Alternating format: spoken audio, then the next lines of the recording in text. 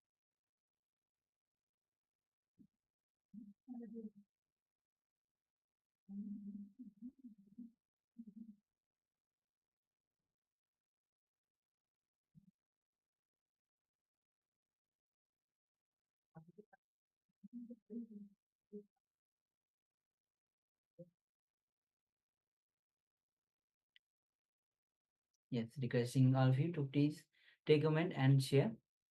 Claudia, Ma Anupama, Ma Tash Vivi, and all those people, those whose cameras are off, they can also start sharing. Ma Zhu Viping, Ma Ganamananda, Ma Gyanapriyananda, Ma Shukrendranda, and Ren Yo Ying. Take a moment and share. So a reminder that all power manifestations come from the space of oneness with Paramashiva, space of oneness with the Supreme Pontiff of Hinduism, Swamiji himself. And this power manifestation, once again, is very similar to the third eye vision, in that you are, again, you're not seeing the image, but you are asking for information about the image that instead of being displayed to you, it is displayed to us. So again, it is very, very similar in the way it manifests. All power manifestations, because they're from this space of oneness. So these are powers of Paramashiva. So it is through our feeling connection to Swamiji, through our oneness with Paramashiva, that these powers manifest. So all we do is we ask for Paramashiva to show us, give us information from the cosmic archives, what the image is. So in the cosmic archives, we have everything that has ever happened, everything that is happening, and everything that will ever happen, all in the same place. So everything is available to us. So whether I'm staring at the image or you are staring at the image, the same information will be available. So it is from this context that this power manifestation should be attempted. Yes, so we have some sharings. Ma Shukrendra says ocean, sun, seashore. Yes, thank you very much for sharing, Ma. Yes. We have Klaus Aya that shares trees. Yes, thank you very much for sharing, Aya. All right, so let's review. We'll be showing the picture that we had before.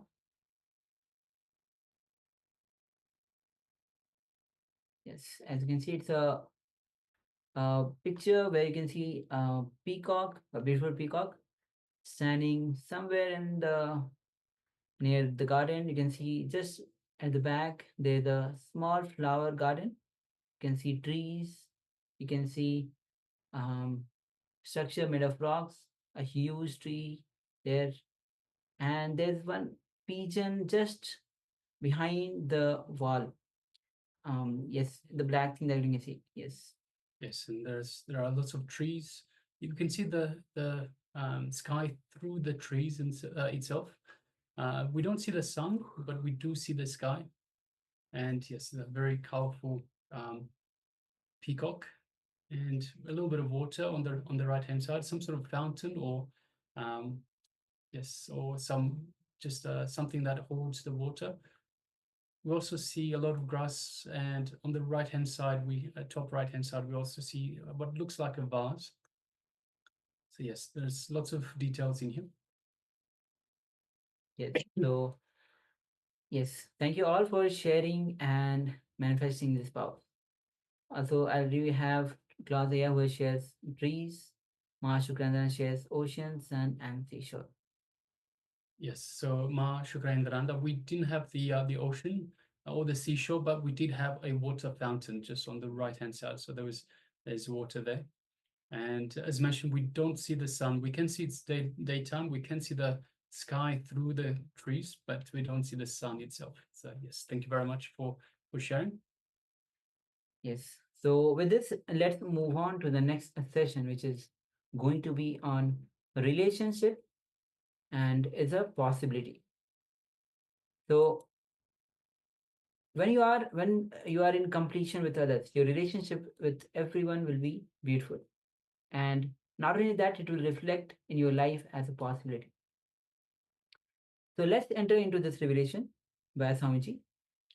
So you can take a notepad, a notebook, and pen paper to write down the powerful cognitions, because relationship is one thing that all of us are actually looking for to work with, whether with ourselves or with family members or with any other relationship.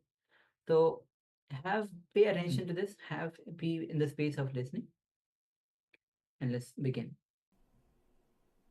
पार्थाय प्रतिबोधिताम् भगवता नारायणेन स्वयं व्यासेन ग्रथिताम् पुराणमुनिनां मध्ये महाभारतम्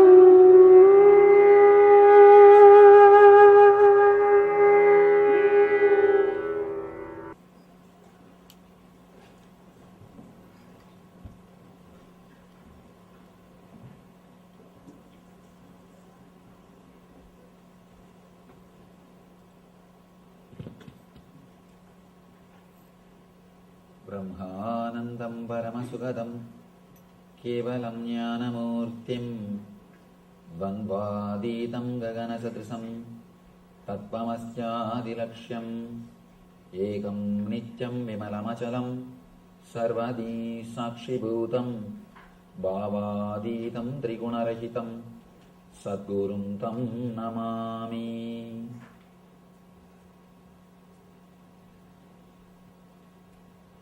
पार्थाय प्रतिबोधिताम् भगवताम् नारायणेन स्वयं व्यासेन ग्रथिताम् पुराणमुनिनां मध्ये महाभारतम् अद्वैतामृतवर्षिणीं भगवतीम् अष्टादशाध्यायिनीम् अम्ब त्वामनुसन्दधामि भगवद्गीते भवद्वेषिणीम्।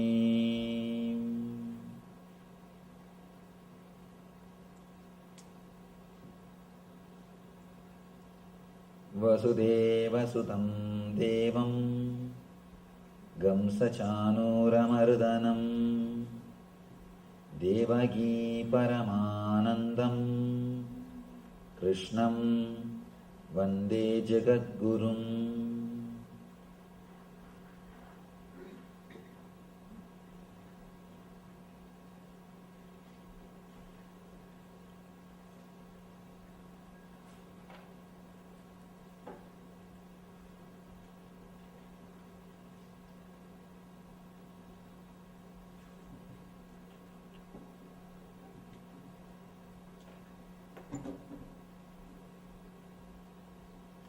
I welcome you all with my love and respects.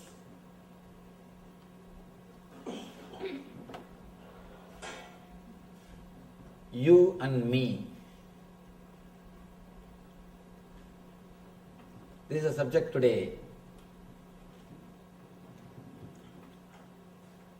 Daivasura Sambat Vibhaga Yoga.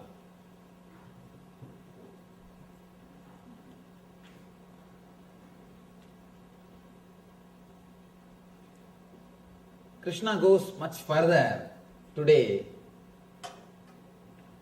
to explain the deeper level samskaras, engraved memories. In the 14th chapter, he spoke about Gunatraya Vibhaga, the Sattva, Rajas and Tamas, 3 layers of Prana Sharira, Mana Sharira and Sukshma Sarira. The next Yesterday, he spoke extensively about causal body in the Purushottama Yoga, how Urdhva Mula Madaschagam Asvattam Brahuravyayam, how the roots of the tree is centered. Roots of the tree are in the physical world and the branches are in the causal world. That is why he says, Urdhva Mula Madaschagam Asvattam Brahuravyayam Chandamsi Yasya Varnani Yastam Vedasa Vedavit. The roots are, usually the roots of the tree will be in the ground, under the ground, unknown space, and the leaves will be in the known area, known space. But this tree is opposite. The leaves are in the unknown space, the causal layer, the underground area. The roots are in the known space, conscious space, in the physical world. And he explains the leaves are the Vedas, means the words which you are using continuously in your being. And he further explained how to remove the engraved memories in the causal layer and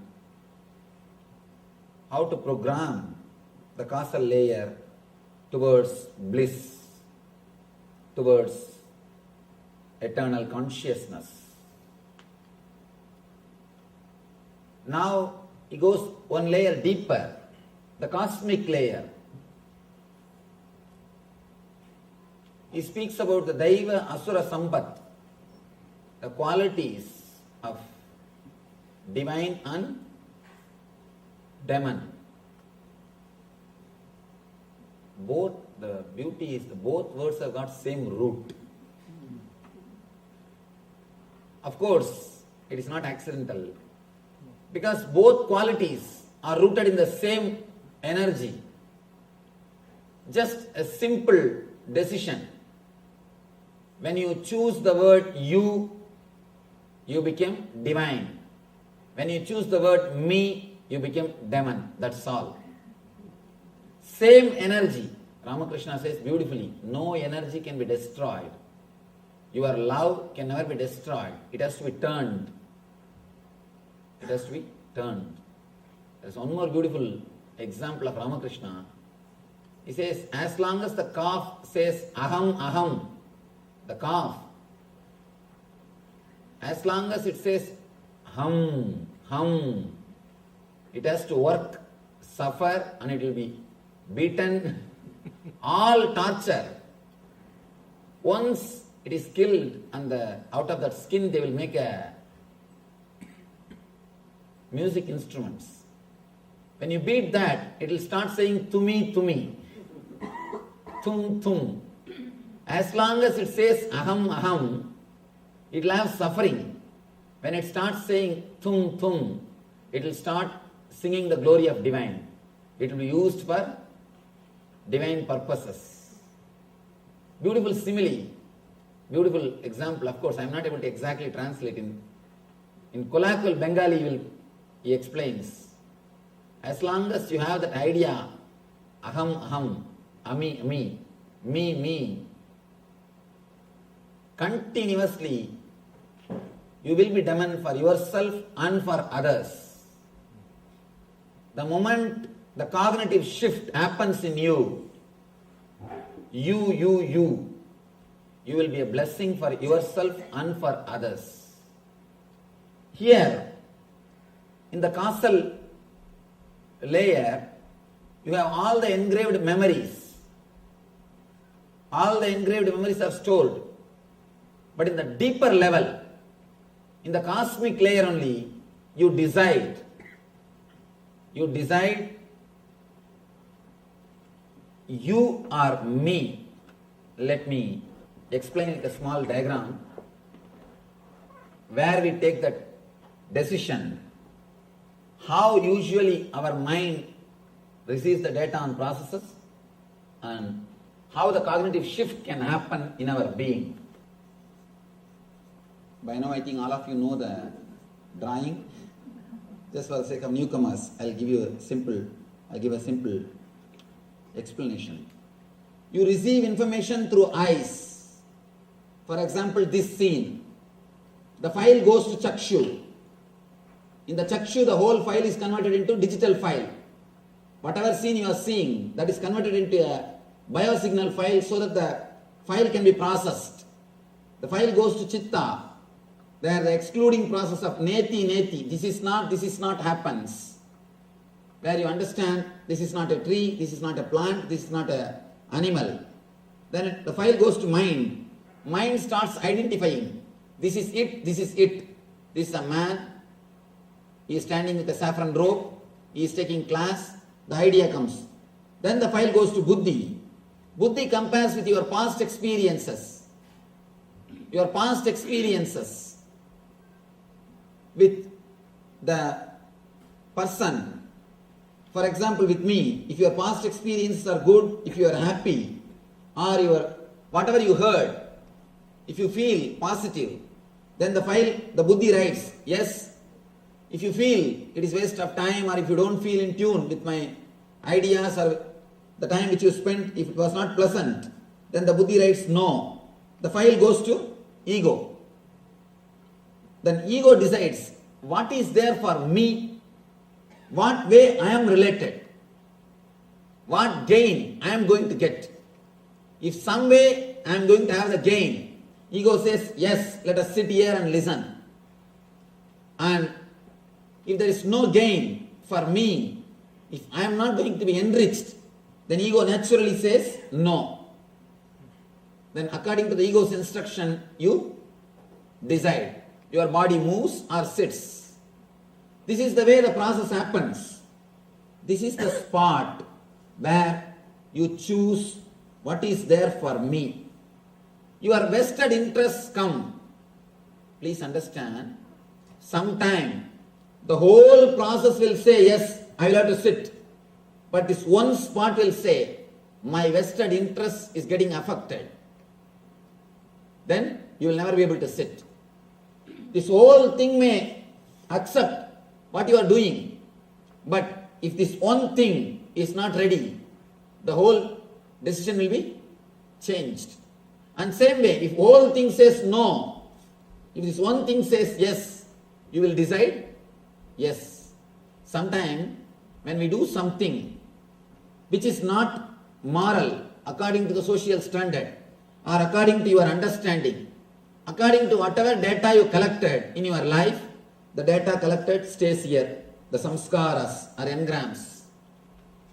You have so many data, so many informations. The data is available here. According to your data and the whole process, the final report comes no. But suddenly your ego feels, I get strengthened by doing this activity. Let me do it. So you simply decide to do that. You simply decide to do that. This is the place where you decide you are me. That's the only small difference. When you take the decision of you always radiate the divine qualities. When you take the decision of me, you always radiate the demonic qualities. Whatever strengthens your ego, please understand, even, let me be very clear, most of us sit here because it strengthens the ego. It strengthens the ego. Now you know much more than other person. You can go on, tell him, what do you know? Many times we sit and listen just for ego satisfaction. So if you sit and listen, even if it is Gita, if you sit and listen for ego satisfaction, be very clear, it is going to be only trouble for your being, no way it will be help. In the cosmic layer, this is the area you decide. If you decide with the attitude of you, the whole thing will become divine. If you decide with the attitude of me, the whole thing will become demon. And what you collected, see the engrams here, as such they are neither negative nor positive. The mind which is working here, as such it is neither negative nor positive. The chitta which is doing the process here, as such it is neither negative nor positive. So none of them are neither negative nor positive. Please be very clear, including the gunas. Even the tamas, by their quality they are neither negative nor positive. There are so many enlightened masters. You cannot make any difference between them and laziness. You cannot make any difference. Raman Maharshi, throughout his life, he was sitting in one place, one city. He never moved out. But you can't say he was in tamas, because he never took any decision out of me. The whole process was happening, you as a center, not me. As such, whether the chitta or mind or samskara, you cannot tell they are bad or good. In the superficial layers, they are neither bad nor good. But the decision which you make in the cosmic layer, in the deeper layer, that only makes them as good or bad. Please understand, passion and compassion are one and the same. Passion and compassion are one and the same. When you decide based on me, it is passion. When you decide based on you, it is compassion. We need to understand an important thing.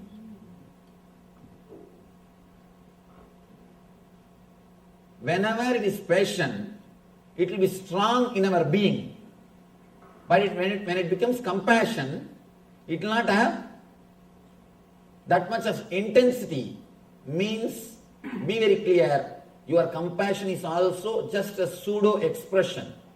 Maybe for name and fame's sake, not for anything else. If you don't have that intense compassion, the way in which you experience passion, with the same intensity, if you don't experience compassion, be very clear, all your activities are purely out of ego. Including this Gita Jnana can become ego when the decisions are taken out of I and me. If the decisions happen out of you, not this Gita Jnana, even ordinary activity which you do in your life can become divine. See, we don't have to work on the doing, we need to work on the being. Doing can never lead you to anything. As long as you believe doing can lead you to ultimate, you are called karmagan, the person with karma. It is called Puramimamsa. Only when you understand the being can lead you to the ultimate, you are called Uttaramimamsi. In Vedas, there are two major portions. People who believe in doing, people who believe in being. People who believe in transforming the being, they are called Vedantis. People who believe the transformation ultimate can be achieved by doing, they are called Karmagandis. They continuously believe in doing. Of course, ultimate can be achieved only by working on the being, not on the doing. If you try to work on the doing, either you will suppress or express. Either you will suppress or express. Continuously you will be fighting with yourself. Nothing else will be achieved. A man who can transform his being, only he can achieve the ultimate. Whether demon or divine, it is decided only on that one point. When you receive the data, process it and deliver the result or command, how the command is delivered, what is the center, from which the command comes out. The command comes out thinking this one statement, what is there for me? What is there for me? What is there for me? Whatever you may do, including meditation, it will be only ego satisfying. Many people come and ask me, Swamiji, at some point I felt such a deep ecstasy in meditation, such beautiful bliss in meditation, but suddenly within 2 hours it disappeared. It never came back. Why, Swamiji? How to have it back? Please understand, the bliss itself is choicelessness. When you are absent, you experience bliss. The moment you want it back, the moment you choose bliss, already you have chosen. The moment you choose, you will always choose suffering. All choices are suffering. And bliss is choicelessness. The moment you want to grab it, the moment you want to have it, when you are blissful, you allowed the bliss to possess you. The moment you want to possess the bliss, you will make it as suffering. When you want to possess, you wanted that to strengthen your ego. The decision is from you. Decision is from me. The attitude me. The attitude me decides. The moment the attitude I and mine, me, that when that decides to destroy the bliss, you can no more be divine. When you are in blissful, you just set a capital letter no to me, the me idea. Just you are relaxed in the you idea. The moment you wanted to possess the bliss, you said yes to your me idea. Please understand, I have to use this me and you word properly. You need to understand that me and you word properly. When I use the word me, I mean ego. When I use the word you, I mean the whole existence. When you are not there, whatever is there is existence. When you are not there, whatever is there is divine. You make demon by bringing the idea me in you. The moment you bring the idea me, whatever is demon. The moment the me idea is removed, whatever is divine. With me idea, whatever you do, whether it is meditation or rituals or whatever, receiving the knowledge, learning, everything will only strengthen the ego. Anything done with idea of me to improve the me naturally will lead to more and more ignorance and dukkha. Anything done with the idea of you, anything will naturally become divine and will lead to bliss. Pravritti, nivritti. Nivritti is centered on the idea of you. Pravritti is centered on the idea of me. Whatever you do out of me, it will lead to pravritti. Whatever you do with the idea of you, it will lead to nivritti.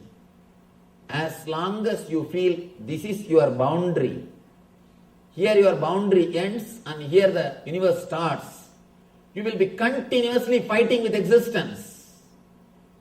You will be continuously fighting with nature. You will be continuously fighting with the whole. Please be very clear. Part can never succeed when you fight with the whole. When it fights with the whole. Continuously, whatever you think, speak and do based on the one idea, me, it will lead to more and more complications, more and more dukkha. Here, Krishna starts explaining beautifully the nature of demonic nature and divine nature. Sri Bhagavan Again, throughout this chapter, only Bhagavan speaks. In the first chapter, only Arjuna is speaking. Bhagavan is silent. Means completely is expressing his ego. Almost the catharsis is happening. He is mad, confused. He is just vomiting, quoting all the morality, whatever he learnt, quoting everything, he is speaking. Slowly he comes down to the next level. He is allowing the Bhagavan to speak and the conversation is happening. First, he is expressing him, not letting Bhagavan speak. Then he comes down to the level of conversation. Bhagavan also speaks, he is also speaking. Then he comes to the level of little more listening. Now, practically he is silent. In the 15th chapter and 16th, both the chapters, he is silent. He is not uttering a single word. That's what I told. No questions, only doubts. All the questions have disappeared. Now only small doubts. Means he is asking for more tips, more clarification, more understanding. Bhagavan uvacha abhayam sattva samsuddhir jnana yoga vyavastitihi danam tamascha yajnasya swadhyayastava arjavam ahimsa satyam akrodas tyagas santirabhaisunam taya bhudeshvaloluptvam mardavam hrirachapalam tejatshama drudissaucham adroho nadimanitaha bhavanti sambadam daivim abhijadasya bharata.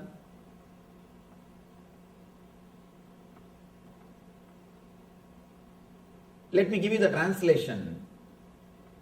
Bhagavan says, fearlessness, purification of the being, cultivation of spiritual knowledge, charity, and centered on the being, performance of sacrifice and accumulating knowledge, austerity, simplicity, non-violence, truthfulness, freedom from anger, renunciation, tranquility, aversion to fault finding, compassion for all living entities, freedom from covetousness, gentleness, modesty, steady determination, vigor, forgiveness, fortitude, cleanliness, and freedom from envy and from the passion for honor. These transcendental qualities, O son of Bharata, belong to divine men endowed with divine nature. Now, when you listen all these things with the attitude of me, usually what we do? Start practicing all these things. Start practicing all these qualities. Be very clear, if you start practicing all these qualities, one thing is sure, you will become mad. You will become mad. Nothing can be done. Because you will be fighting with yourself. You will be controlling your senses to strengthen your ego. When you try to understand all these things, when you try to understand all these ideas with your attitude of me, I, you will start practicing them to strengthen the idea of me, to strengthen yourself as a better being. Again and again. Masters prove. Masters are not better beings. They are totally transformed beings. Better beings are different. Transformed beings are different. The other day I was telling you that lion and sheep lion story. The story told by Vivekananda. Beautiful story. In that story, the sheep lion, he doesn't want to realize he's lion. He just wanted to be a good, strong sheep. He's asking the lion, to give some technique for becoming a strong sheep. Same thing. If you straight away start practicing all these things, you may have little strong ego. Understand, that is why all these so-called tapasvis, people who repress themselves, will have a strong ego. Will have very strong ego. People who do tapas, people who repress themselves, you can see very clearly they will be radiating ego. Because they are doing all these things to strengthen. When you do all these things, naturally you will strengthen your ego. You will strengthen your ego. When you are completely blissful, relaxed, then if austerity happens, if tapas happens in you, you will never expect others also to do tapas. I have seen so many sannyasis, especially in India, continuously they blame the householders. Continuously they blame them. You don't do this, you don't do that, you are not right, you are not pure, you are sinner. The problem is, when you suppress, when you force yourself to do tapas, you are continuously burning inside. So naturally, sometimes you yourself get the doubt whether you are in the right path or what you are doing. Is it right? You get the doubt. Then naturally what we think, we have to do something. The doubt is coming up. Let us make others guilty. When you make others guilty that they are not doing right thing, you feel now, yes, what you are doing is right. When you make others feel guilty that they are not right, you feel you are right. When you see, when you suppress, when tapas is done by force, you naturally expect others also to do that. If they don't do, you create guilt in them, and by creating guilt in them, you wanted them to come to you and confess. When that happens, you feel more and more strong. Tapas is supposed to happen out of joy and bliss. Just as a natural thing, anything done by force is not going to help you. It will neither help you nor it will help the society. I have seen so many people doing tapas like Ravana. Ravana did tapas, but all his powers, it never helped him or others. He has become demon for himself and for others. He was killing others. Finally, he has destroyed himself. Because the tapas is from the attitude of me. What is there for me? To strengthen the I and mind. The whole thing happened to strengthen the I and mind.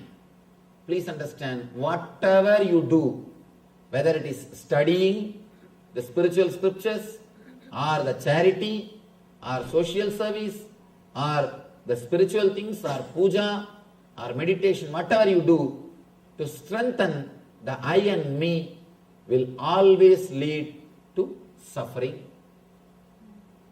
It will lead to suffering. The instinct to survive and instinct to possess is what I call me. Me means instinct to survive. Instinct to possess. Instinct to survive is I.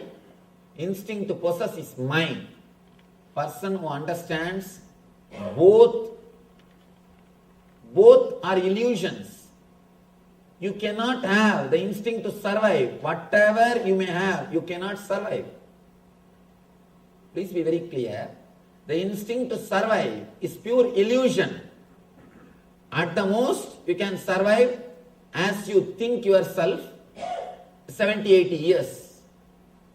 70, 80 years you can be alive as you think you are. How you visualize yourself. In that form, in that way, you can be alive maximum 70 to 80 years. But the instinct to survive tries to extend it, tries to make the life as eternal. Naturally, you are walking towards suffering. As long as you carry the instinct to survive, please be very clear, again and again and again, you will be hurting yourself. You will be hurting yourself. Just today morning, I was talking to an ashramite. She was complaining to me that she is hurt even by a small words which comes from others. She was telling, I am too sensitive, Swamiji. I said, stop that word. You are not sensitive. A real sensitive person will be porous. He will allow the words to pass through him. Only arrogant people get hurt. If you are hurt, please be very clear, you are arrogant. You are strong like a stone. That is why words come and hit you and you are hurt. If you are sensitive, porous, you will just let the words pass you. You will just let the words pass you. You will never suffer. Suffering is always from arrogance, never from sensitivity. Person who is sensitive will never suffer. Because you will just allow the words to pass you. You will not stop them. You suffer by a word when you stop them, when you resist them, when you make meaning out of them. When you don't make meaning out of words, you never suffer. Words can never create suffering when you don't make meanings out of it. It's like just playing with words. We always choose nice words to support our ego. We don't want to say, I am hurt because I am arrogant. We always use a polished word. I am hurt because I am sensitive. Please don't cheat yourself with words. Let you be straight. Let the straight words be used. Especially in America, I see lot of polished words. Lot of polished words. People easily cheat themselves with the words. People easily cheat themselves with words. Please don't cheat yourself with polished words. Let things be straight. Let everything be clear. Never ever use the polished words. You can use the polished words to cheat others, but don't use it on yourself. Don't use it on yourself. A small story. One contractor wanted to donate a car, gift a car, a sports car to an official. Official said, no, I am an honest person. I cannot think of accepting this gift. I am not that type. Contractor says, in that case, if I can sell this car to you for $10, how it will be? He says, in that case, I will have 2 cars. Be very clear. Just playing with words. Playing with words. Don't cheat yourself with words. Let us be clear. What is, let us use the same word. Ramakrishna says, Man mukh ek karo. Let your words and mind be straightened. Let your words and mind be straightened. Whatever is, let it be straightened with words. At least you will know you have problem. When you start using very colorful, polished words, by and by you forget you have some problem. You forget you have some problem. When you just play with the words, you yourself forget you have problem. Understand? When you know, you don't know, at least you know you don't know. When you don't know that you don't know, you don't even know you don't know. Be very clear. At least let you know you have a problem. Let you know that there is something wrong. Let us use the straight words. shortest distance between 2 points is always a straight line. To achieve anything, shortest way is straightforwardness. Shortest distance between 2 points is always a straight line. Same way, if you want to achieve anything, the shortest way is straightforwardness. Nothing else can work. Here, Krishna gives all the qualities, one by one. Of course, we can't even explain all the qualities. He goes on, fearlessness, the first thing. As long as you carry the instinct to survive, you will have fear. You will have fear.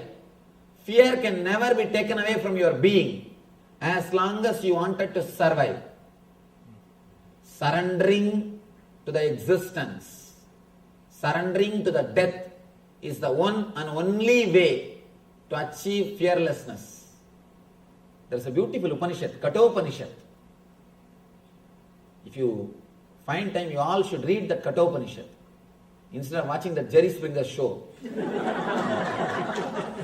That's what the most popular show in America. When it comes to some shastras, we all tell no time, this is not there, that is not there. But somehow we find time for everything.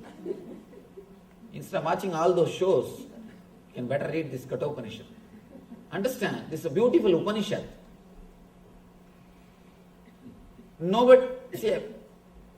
We can't compare any other system with Vedanta or Vedic rishis.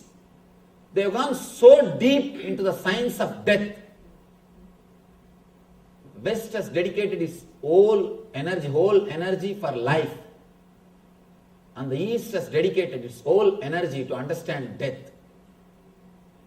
That is why rishis, they live even when they die. They live when they die also. Even after death they live. They exist.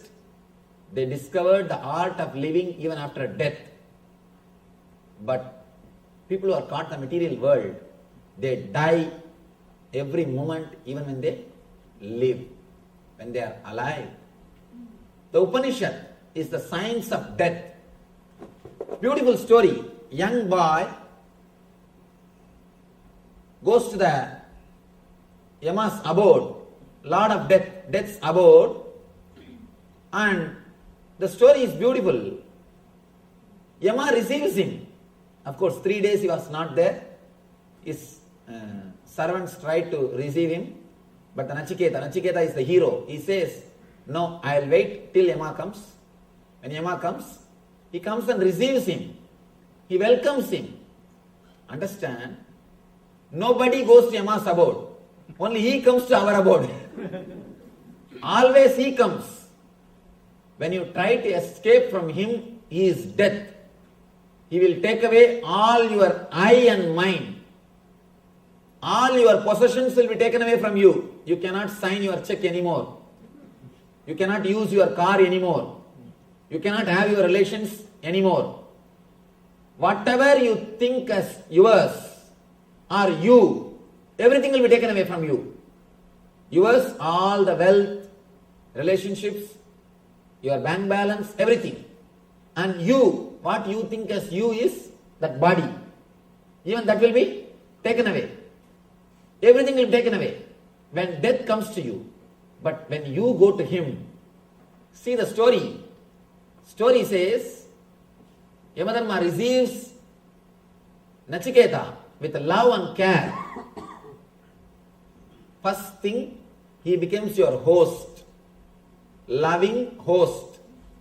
Next, he says, please have 3 boons.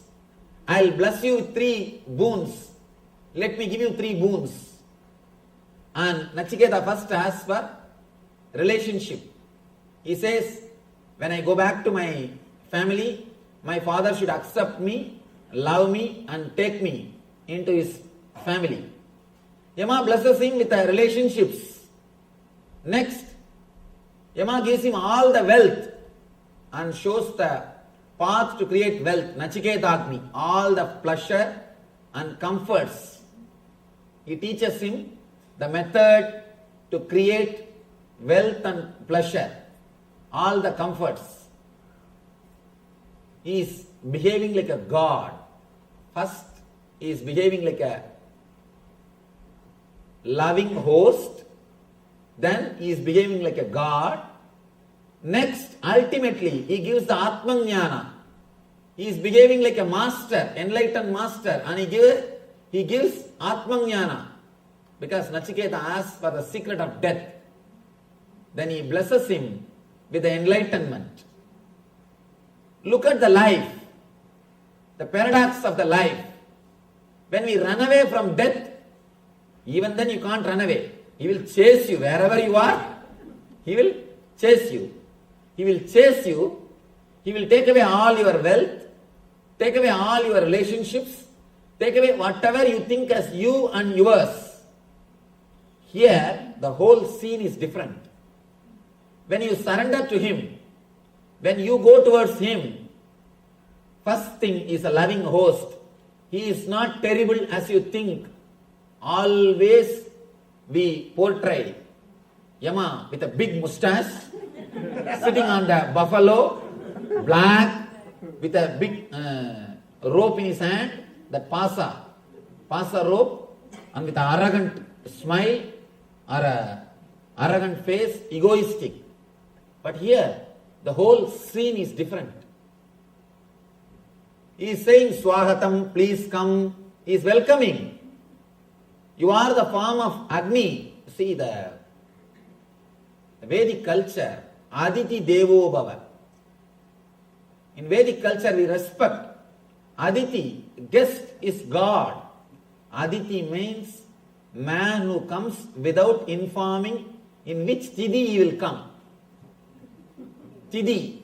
He will come without informing in which Tidhi he will come. That is why he is called Aditi. Not the person who sends you email, then phone call, then fax, then he will appear. You go on receiving in the airport. No. He is not Aditi. He is your relative. You have to take care of him so that he will take care of you. That's all. It's a pure business. Please understand, all our things are pure business relationship. Aditi means a person who straight away comes to your life. The big problem is, in this country, the Aditi concept is lost. People can't believe, still in Indian villages, all houses' doors will be kept open in daytime. At least in the village I am born and brought up. Whole day the doors will be kept, the doors of the house will be open. And I have seen, I will go to any house in that street and eat. And any kid will come to the house and eat directly. And the very idea Aditi is disappeared. People always tell me, Swamiji, India is poor country. I tell them, no. You don't know the value of that culture. For example, if you have to be received, taken care, and you have to stay for 3-4 days for your business purposes, how much you will spend? But in India, you have some friend, just one phone call. The whole thing is done, of course. Now there also, because of the cultural invasion, it is coming down. At least in villages, still it is alive. Where the Vedic culture is alive, still it is alive. Aditi Devo Bhava, we respect the guest as God. Guest is God. He says, you are Aditi. You have come to my house in the form of the Vaishvana Agni, means the Agni which we worship. The Brahmana is considered to be the embodiment of the Agni, the divine Agni. You have come to my house as the embodiment of divine. You are here. Let me respect you. Please forgive me. Apologize. Please forgive me. 3 days I was not here to receive you. Usually we postpone Yama. Usually we escape from him. When you go in search, he will not be there. That is the whole story. Usually he chases you. You run away from him, but he will be there behind you. But if you turn and go towards him, you will suddenly find he is not there. 3 days, Nachiketa says, Yama is not there. Understand? The story is significant. It has got a tremendous truth in it. Nachiketa goes there and he finds Yama is not there. It means when you turn towards death, you will not find death as you imagined. Whatever imagination you have about death will not be there when you surrender to death. Now, because of your fear, you escape. Because you escape, he chases you. Both are like a vicious circle. If you understand, the moment you surrender, he will not be there as you imagine him, as you expect him. Naturally, that will add courage. And that courage will make you face him more clearly. When you face him more clearly, more courage. When you go in that cycle, it is called virtuous circle. This is vicious circle. We are caught in the vicious circle. Let us turn the whole thing to virtuous circle. If you understand this one Kathopanishad story, the whole idea about death will be transformed. When you go, he is not there. First thing. Next thing, he appears, but not as you imagine him.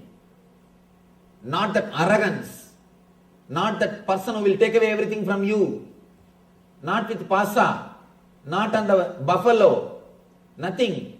A humble host. Please come. Please come. Welcoming host.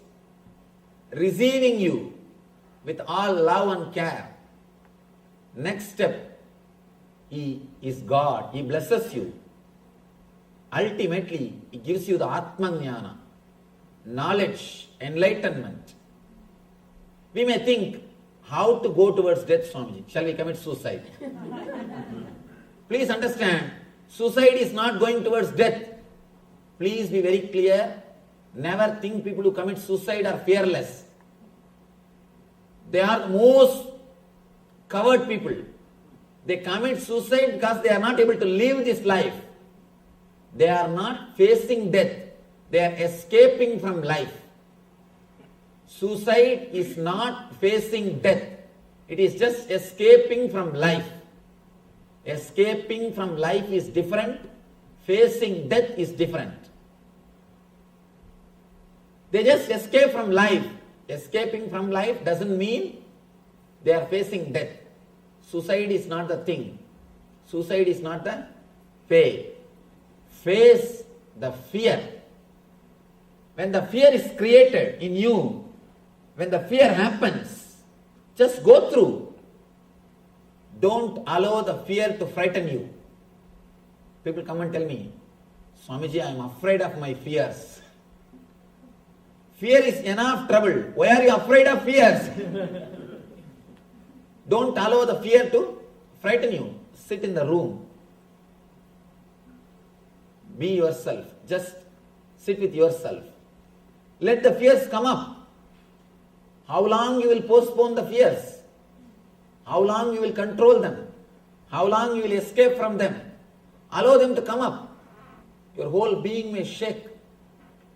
Tears may roll. You may have the deep depression.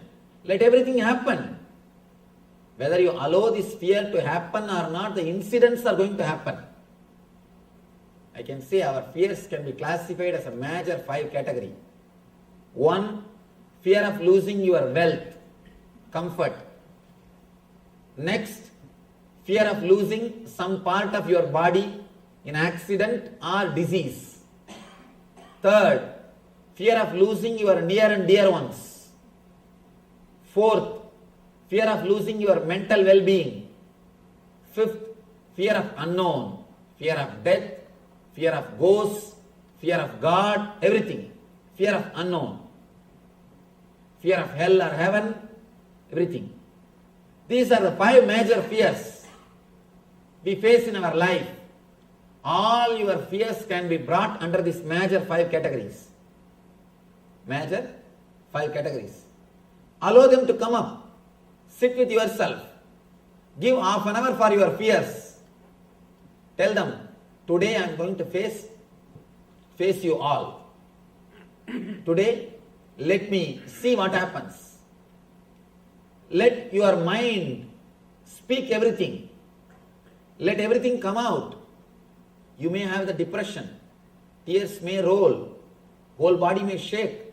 Let it come out. What can be done? You can't do anything. If you can, you would have done it. If you can, long before you would have done it. Very clearly, your very existence proves you are not able to do anything. That is why you are just keeping quiet. So now what can be done? Nothing can be done. Allow the fear to happen. Let everything happen. Let the fear come into your being.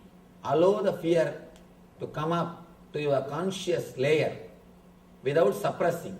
Yes, I have the fear. There is a possibility for all these things to happen. There is a possibility it can happen. There is a possibility my wealth can be stolen. There is a possibility my near and dear one they may die. There is a possibility of me facing the accident. There is a possibility of me dying. There are all these possibilities. Yes, what can be done? This is life. This is what I call facing the reality as it is. Only kids need fantasies and imaginations to face the reality. But you need to understand the truth as it is. You can't escape from reality. You can't escape from the truth. The more you try to escape, the more they will haunt you. They will be behind you. They will be chasing you. So allow, let the fears come out.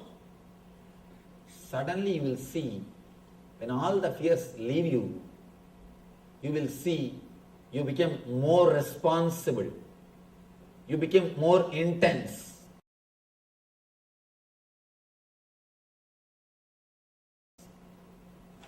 In our meditation programs, the second level program, we have a meditation called Death Experience. It is based on Ramana Maharishi's experience. People always feel frightened to enter into the meditation. But the moment they come out, they always tell me, Swamiji, now I feel really my responsibility. I was postponing so many things without doing. Now I decided the first thing after going from here, I'll do all those things. Naturally, they become intense. They understand the values of relationships. Again and again, people report to me, after that meditation, I really start respecting my spouse, Swamiji. I don't take her for granted anymore. When you think the possibility of death, immediately you will never take life for granted. You will not take spouse for granted. You start living. Same day, when there is a possibility of wealth being taken away from you, do not take your wealth for granted. You will start living it. You will start living them intensely. You will not take things for granted. When the possibility of death, when the possibility of being taken away from you, when it enters your being, you start realizing your responsibility. Granted, a small story, how we take things for granted. There was a king. After 45 years, he felt completely bored. Because whatever he wants, he is having. Whether It's comforts, luxury, or women, whatever enjoyments. He's got everything. Now what to do? All the excitement is lost. Feels bored. Let me tell you, all kings live in hell. When I say all, I mean capital letter A-L-L. If you want to live like a king, go to hell. Straight away you will become king. All kings, because you will have everything. Tremendous boredom will happen. If you don't have something, you will have the excitement, you will work for that. There is a need for continuity. There is a need to live. You will have some goal. There is need for continuity. When you have everything, what for you should live? Nothing. Never imagine when you have everything you will be happy. Be very clear. Never imagine you will be happy when you have everything. You will be in hell straight away when you have everything. This king, he entered into the hell because he got everything. And he is totally depressed, bored. He doesn't even want to come out of the room. Whole day is lying. These ministers, they tried all their best. Whatever they can do, they tried to bring him out, to make him again alive, to give him a little excitement. They brought best comforts and luxuries from all over the country. They brought the best things from all over the country. And they brought all possible pleasures. But nothing worked. He said no. Finally, they decided to do one thing. King, there is an enlightened master in the forest. He may be able to help you. Why don't you come and see him at least once? He will bring you out of depression. Because many people have been helped by him. King said, I am not interested in coming anywhere. Enough. He says, no, please try once. King said, all right. Anyhow, you are all telling so much about him. Let me try. He comes, but with all the doubts, with all the questions, and he is not ready to trust that person. First of all, he is suspecting whether he is enlightened or not, who knows. And he goes to the master and he just asks straight away, see, I just wanted to know, can you help me to come out of depression? That is the way these guys will question. Because they have come just to check out. They have not come to learn. They have just come to verify. I have seen so many people coming and asking me, can you show some path to achieve God? I tell them, please, I will try. Why don't you be seated? Why don't you have your seat? I will try. And they will come as if they have come to check me. And it's really fun. One young guy, well read in all these, the modern day books, Ramakrishna's life, Vivekananda, all these modern day saints' lives. This guy came and asked me, Swamiji, have you seen God? I just smiled at him. And I asked him, did you read Vivekananda's biography? He said, yes, I read Vivekananda's biography. I know how Vivekananda asked Ramakrishna, same way I am asking you. First thing, I cut out of his shirt so that he should not run away. I cut out of his shirt. You see, when Ramakrishna told, I have seen, Vivekananda simply followed Ramakrishna. Gave his whole life to Ramakrishna. Dedicated his whole life to Ramakrishna. Now I am not only saying I have seen, I will show you, come. Fellow ran away. Fellow just escaped. He is not ready to take the responsibility, but he just wants to check out.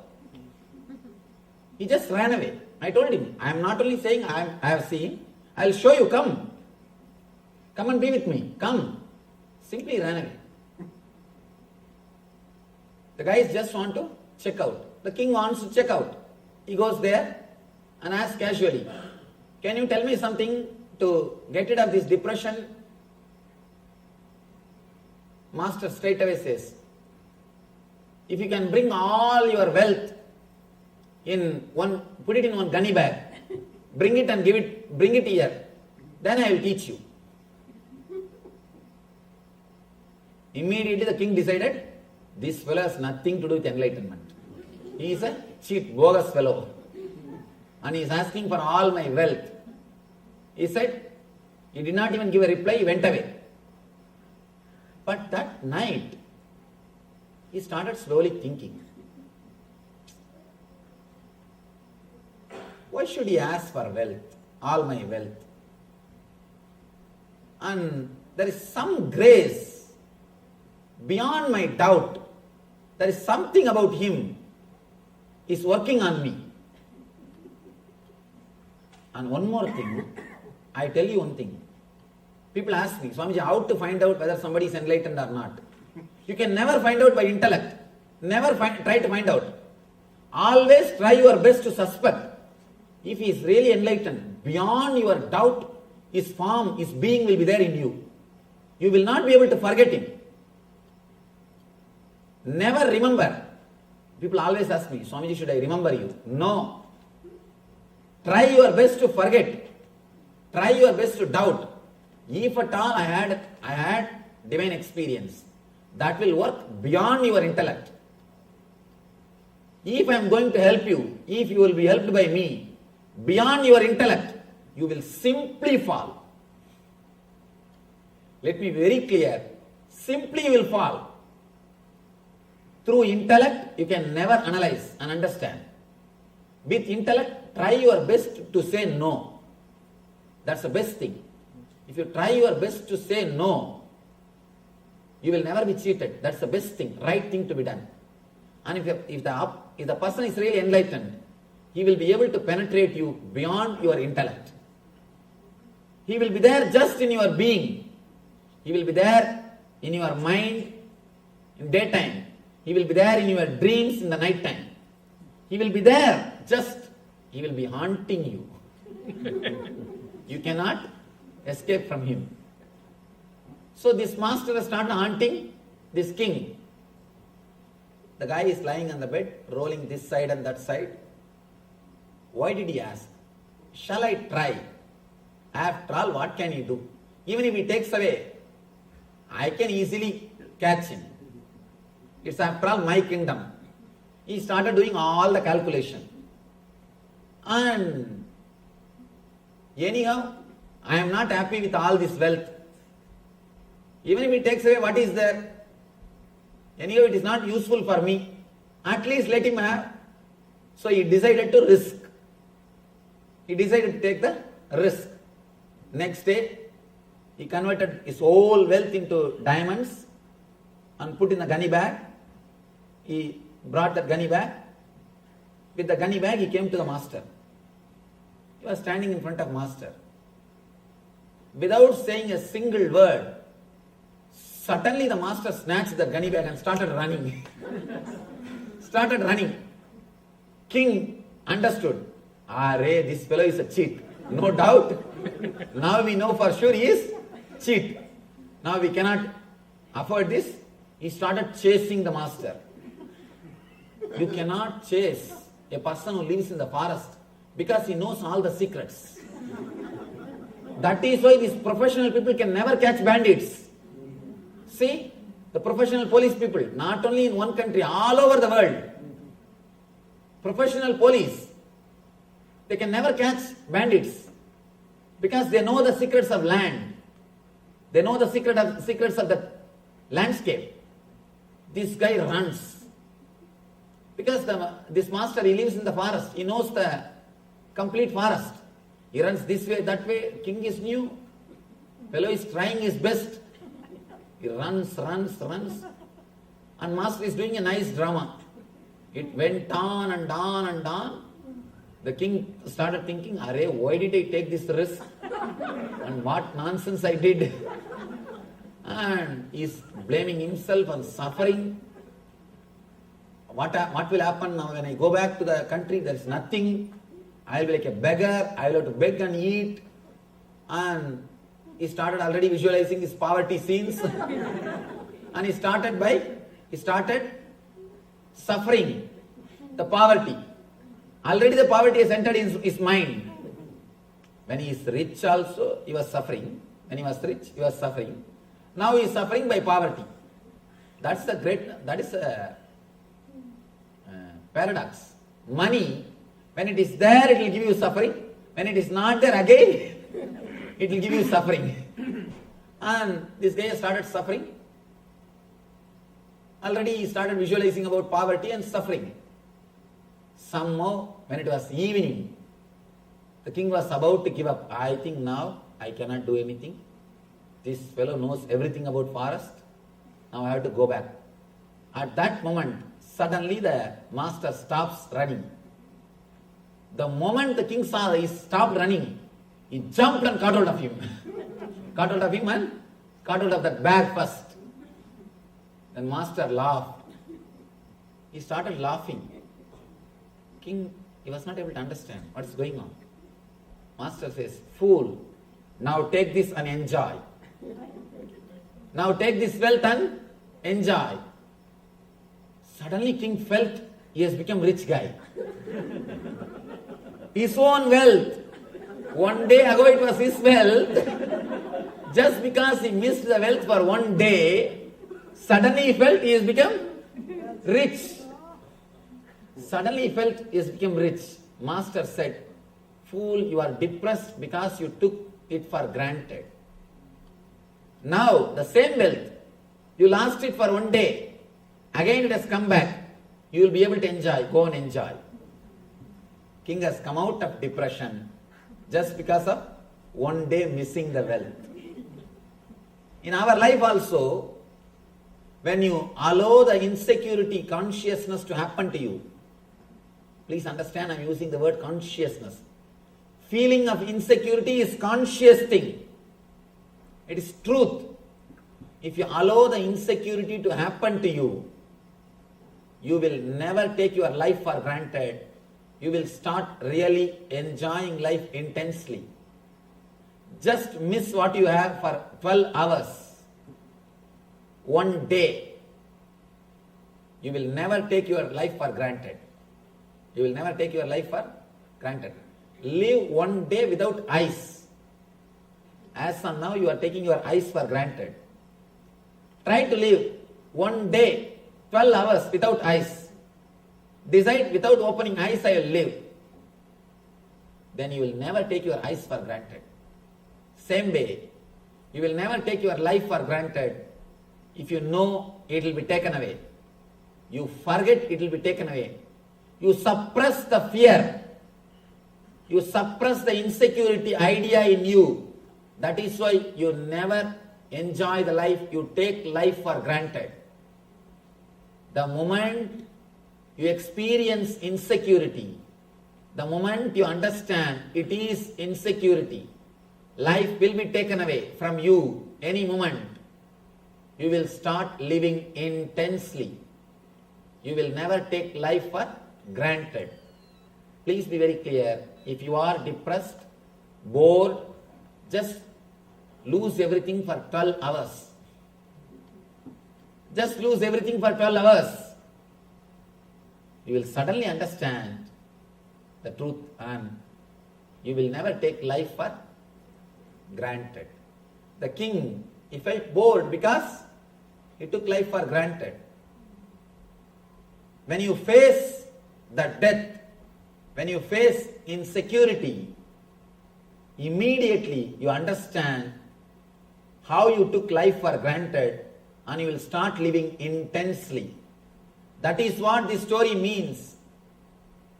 Yamadharma gave relationships to Nachiketa, wealth to Nachiketa, finally enlightenment to Nachiketa. Means the very understanding.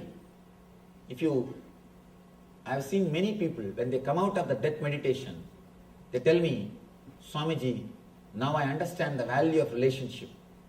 Means they are blessed with relationship by Yamadharma. They say, now I understand and I know the value of my wealth. It means Yamadharma has blessed them with wealth. Now they will start living. They say, now I know that the life is the big blessing, ultimate blessing. And naturally, the blessing is showered on them by Yamadharma. And they understand, when they do intensely, they understand body may die, there is something which is beyond body and mind which exists in them. That's what I call Atmajnana.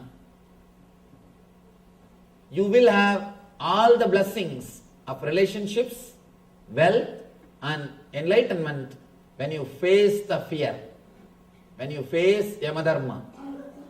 Here, when Krishna says fearlessness, he means face it. Only then fearlessness can happen.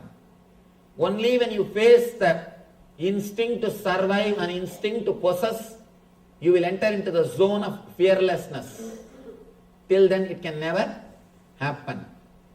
If you can face the instinct of survival or instinct of possessiveness only by taking the decisions based on the concept of you, not on the concept of me. As long as you work, act, speak, think centered on me, you will be demon. You will be working for the survival of instinct, the instinct of survival and instinct of possessiveness. When you start working based on the concept of you radiate a new energy. Just try for 1 week to live for others. Just try a simple experiment. I am not telling you to give away all your properties. No. I am not telling you to give away all your properties. I am not telling you to give away anything. Usually, always you think, what is there for me in this? What is there for me in this? If your wife calls you for a movie, you will say, no, I want to go to beach. You always stand with your preference. 1 week, just 1 week in your office, in your house, in your wherever you go, try to work, try to decide with the attitude of you instead of me. Just a simple things, very simple things, very simple decisions. I am not asking you to give away your properties. Just day-to-day life, simple decisions. Immediately mind will tell, no. If I start thinking based on you, people may take me for granted. People may exploit me. People may cheat me. All right. Now nobody is cheating you. You are living centered on the idea of me. You are protecting yourself. Are you happy? Come out. Are you happy? No. Then why not try the other side? Just a simple experiment. Just a simple experiment. We lived throughout our life with this asuri sampat, what Krishna calls as demonic nature. Me. Now, just for 1 week, why not try? Always when we come back, first we catch our seat. We put kerchief also. First we catch our seat. And when some prasad is given, first we go and catch our plate. Instead of that, just for 1 week, get the plate and see that the other person receives it. See that next person is comfortable. Early morning when you get up, ask the other person, are you okay? Why don't you use the bathroom, then I will go.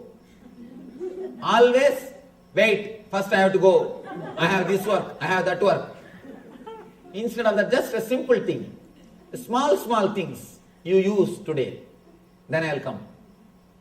Please you do that, then I will use that. And continuously you are working. Let me do the small one.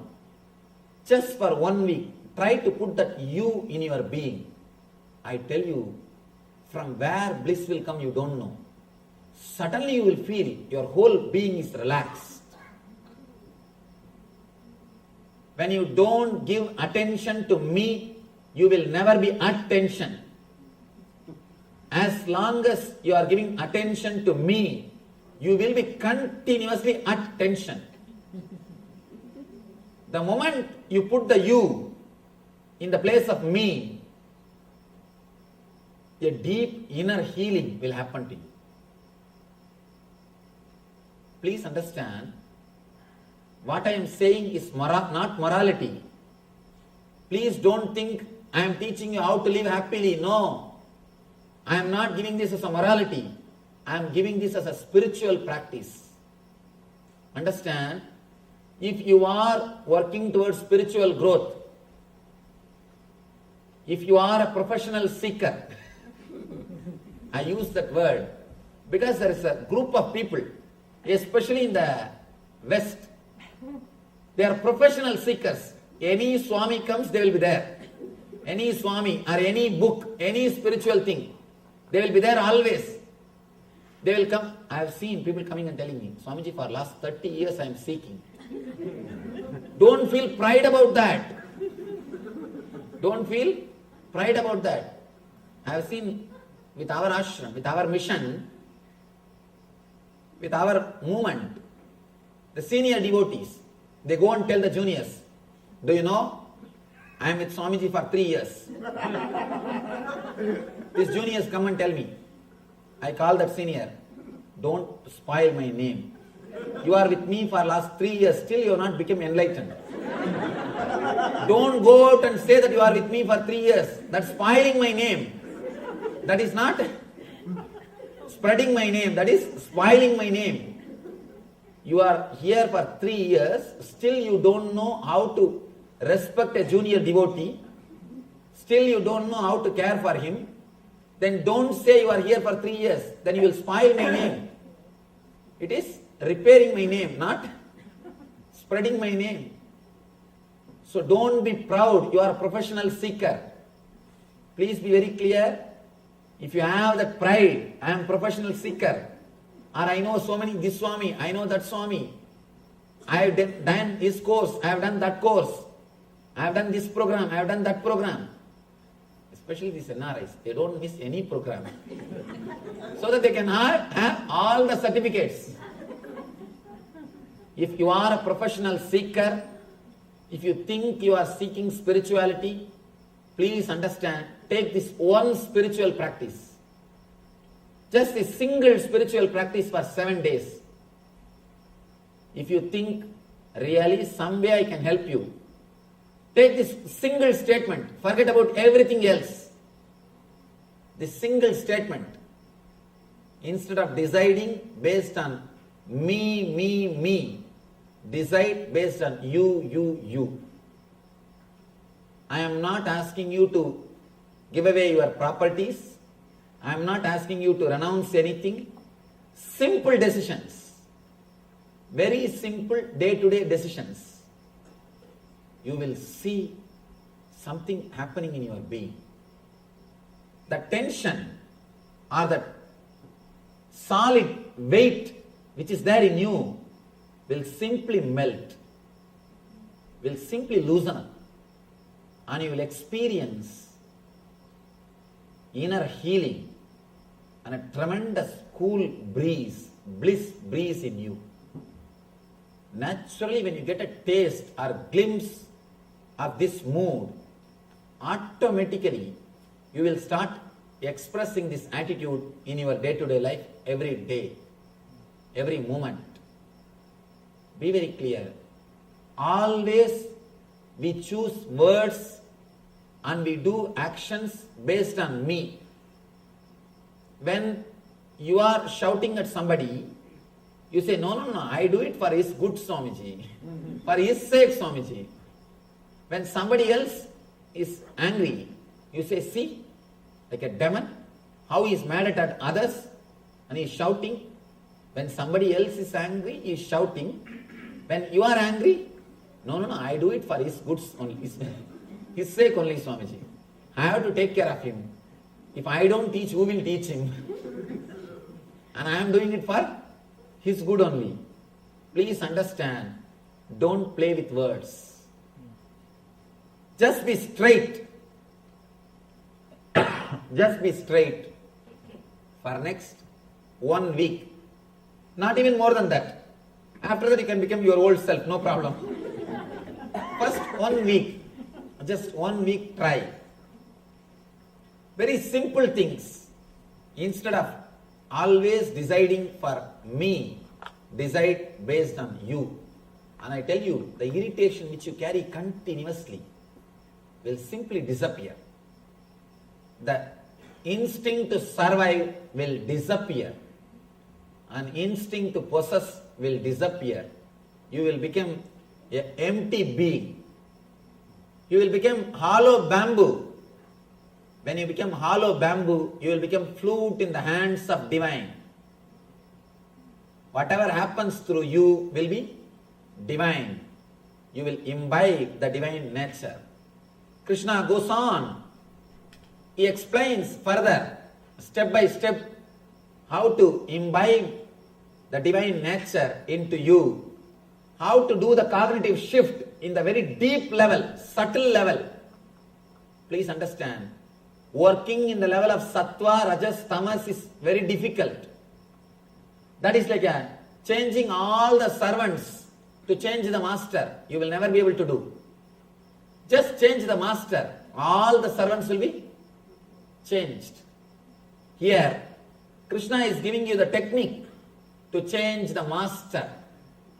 Ego, which takes decision. He is giving you the straight technique for the cognitive shift. Now the cognition is happening, keeping the I as center. He just gives you a simple technique to replace the I with the word you, so that the cognitive shift will happen. The same system will be used for divine nature. The same will be used for divine nature. Rama and Ravana, both are energetic. Both have got Brahmastra. Only one thing, one is centered on I, another one is centered on you. That's the only thing which makes one person as divine, the other person as demon. Now, Krishna goes further, deep, and gives you the subtle techniques to experience the consciousness of you, the ultimate consciousness, the consciousness of whole. He gives the techniques to experience the Daivi Sambat, divine nature of your being through this cognitive shift. Krishna continues to explain step by step all these great qualities. As I was telling you, please don't try to practice these qualities separately, individually. The more you try to practice these qualities, more you will become schizophrenia, fighting with yourself. And do not try to practice these qualities.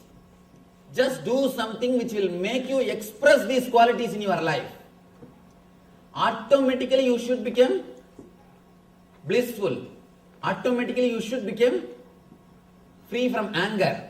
Automatically you should become person who is full of the dharmic qualities. By force, when you do, you always expect, including charity. When you do it out of force or social conditioning, because you are taught doing dharma, if you do because of some reason, be very clear, you will always be having trouble. Never do dana if you feel something is taken away from you. I always tell people, the word dana is wrong. Sharing, that's the right word. Sharing is the right word. Because you have enough, you just share with others. That's all. With word dana, you have always ego. I am higher, you are receiver. I am giving. But with sharing, the idea dana doesn't exist. I have it. I got it. Let us share. Somehow I got it. Let us share. Sharing is the attitude. Sharing is the right attitude. If you do it out of the concept I, even after doing charity, you will verify whether your name appeared in the plaque or not. Is there any spelling mistake or not? Is it right size or not? Is this less small font or big font? We will go around and verify. And be very clear, especially I have seen in India, in one tube light, they would have presented one tube light to a temple. In the tube light it will be written, Ramanathan's son Somanathan, in the memory of his father, his mother who passed away, Saundari Lakshmi, presented to this temple on such and such a date, in black paint they would have written. When you switch the light, you will see only black line on the wall. No light, only the black line. Raman Maharshi says beautifully, when you don't ask, you will be given. I always tell people, when you don't tell, I will tell. There are many people who they do many things for the ashram.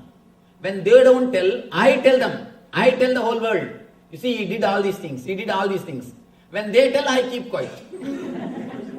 Who's telling will work? When they tell, I think, all right, they themselves are telling, why should I tell? When they don't say, I tell the world. Please understand, when you don't do out of the idea of I, naturally you will not feel something is taken away from you. Next thing, above all, you will feel the tremendous fulfillment. Anything should be done with the concept of you. When it is done with the idea of you, whatever you do will become like these beautiful qualities. Daivi Sambat. What Krishna says as Daivi Sambat.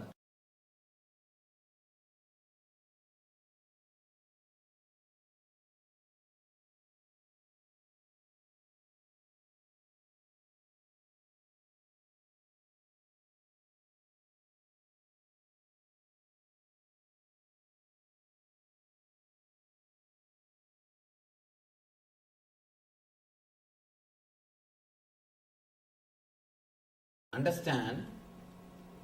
Even Yasoda had that small idea of I. Let me tell you a great story from Bhagavata. A great devotee called Tarangini. She is a devotee of Krishna. The other day, I was sitting with our chief priest, Nasim Bhattar. He was telling me the story. Beautiful story. Of course, to tell you honestly, I never read this story. It is he who told me this story. And beautiful story. Let me tell you that story. It's such a wonderful expression of love. And exactly this I and you concept is expressed there. See, this Yasoda, from day one, within 24 hours of Krishna's birth, he was handed over to Yasoda. Within 24 hours, not even 24 hours, 12 hours. Because night, he took birth. Before the sunrise, he was brought to Yasoda. He was brought this side. Because if the sun comes, then Gamsa will come in search of Krishna. Within 12 hours, he reached Yasoda. Yasoda brought him up practically till he left Vrindavan. But when Yasoda asked him to sing or play the flute, this guy will not play. But this Tarangini, she is actually from a low caste, a suppressed caste. She is a great devotee of Krishna. Because she is from a lower community, she will not come in front of Krishna. She will stand in one corner and just enjoy. Just enjoy the Krishna's presence and his music or whatever he does, naughty things. She will stand in one corner and enjoy. Such a great devotee. Of course, whenever Krishna walks, once Krishna goes away, she will go and touch that feet dust. And one day, Krishna left the flute and went away. He forgot. Of course, he wouldn't have forgotten. He must be playing. That guy, you think he will forget? He will make others forget, and he will never forget anything. And he was playing a drama as if he left the flute and went away. She just sees the flute and she thinks, oh, Krishna has left it. I should take it and keep it in the house and hand it over to him properly. Nobody should take it away. Out of love and care, she takes that flute and keeps it in the house. And this fellow did not forget. Purposely he is playing that drama. Suddenly next day he says, somebody has taken away my flute. He starts searching. Or he is acting as if he is searching. Somehow he came to know that Tarangini is having that flute. She wanted to get that and give it to him. But he himself goes there. He himself goes, so he has to find some reason to go to that area. Na? Because that where the lower community people are living, the higher community people will not go there. If this guy goes without reason, Yasoda will ask, why did you go there? Why did you go to that area? Naturally, she will try to punish him. So he has to have some reason. So now he says, my flute is there, I have to go and pick it up. I have to go and pick it up. This guy goes and he sees that the area, it seems that Sukadeva beautifully explains, full of mud, the dirty roads, and a hut in which thousands of suns are shining. It means what? 1,000 hole. 1,000 hole. 1,000 holes are there in the hut. And this Krishna enters the house and asks, give me my flute. And she is just totally shaken. And she saw Krishna in her house. And she is not able to speak, she is not able to do anything. She is just overwhelmed. She runs and brings the flute and gives the flute to him. And this guy starts the next drama. Shall I play? Shall I play the flute? And naturally, who will say no? Who will say no? She says that even rishis, even the gods come down to listen to your music, and you are asking me permission. How can I say no? Play.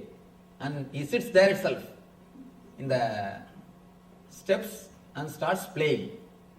He is just playing. She is sitting there in one corner, completely filled with ecstasy. Suddenly, Yasoda appears there. Yasoda, you see, understand, Yasoda is shouting, what? How many times I ask you to play? I take care of you, I give you food, I do everything, but you fellow, you are not playing for me, and you are coming and playing here for this urgent girl. Understand? The attitude of Tarangini is you. The attitude of Yasoda is me. Because the Yasoda's attitude is me, whatever seva she did, everything else, no result. She enjoyed, that's all. But there's no result. And she shouts. Because of her shouting, the music is disturbed. Music is broken. That is why they say that raga is punnaga varali. Means that broken song, broken music, broken tune.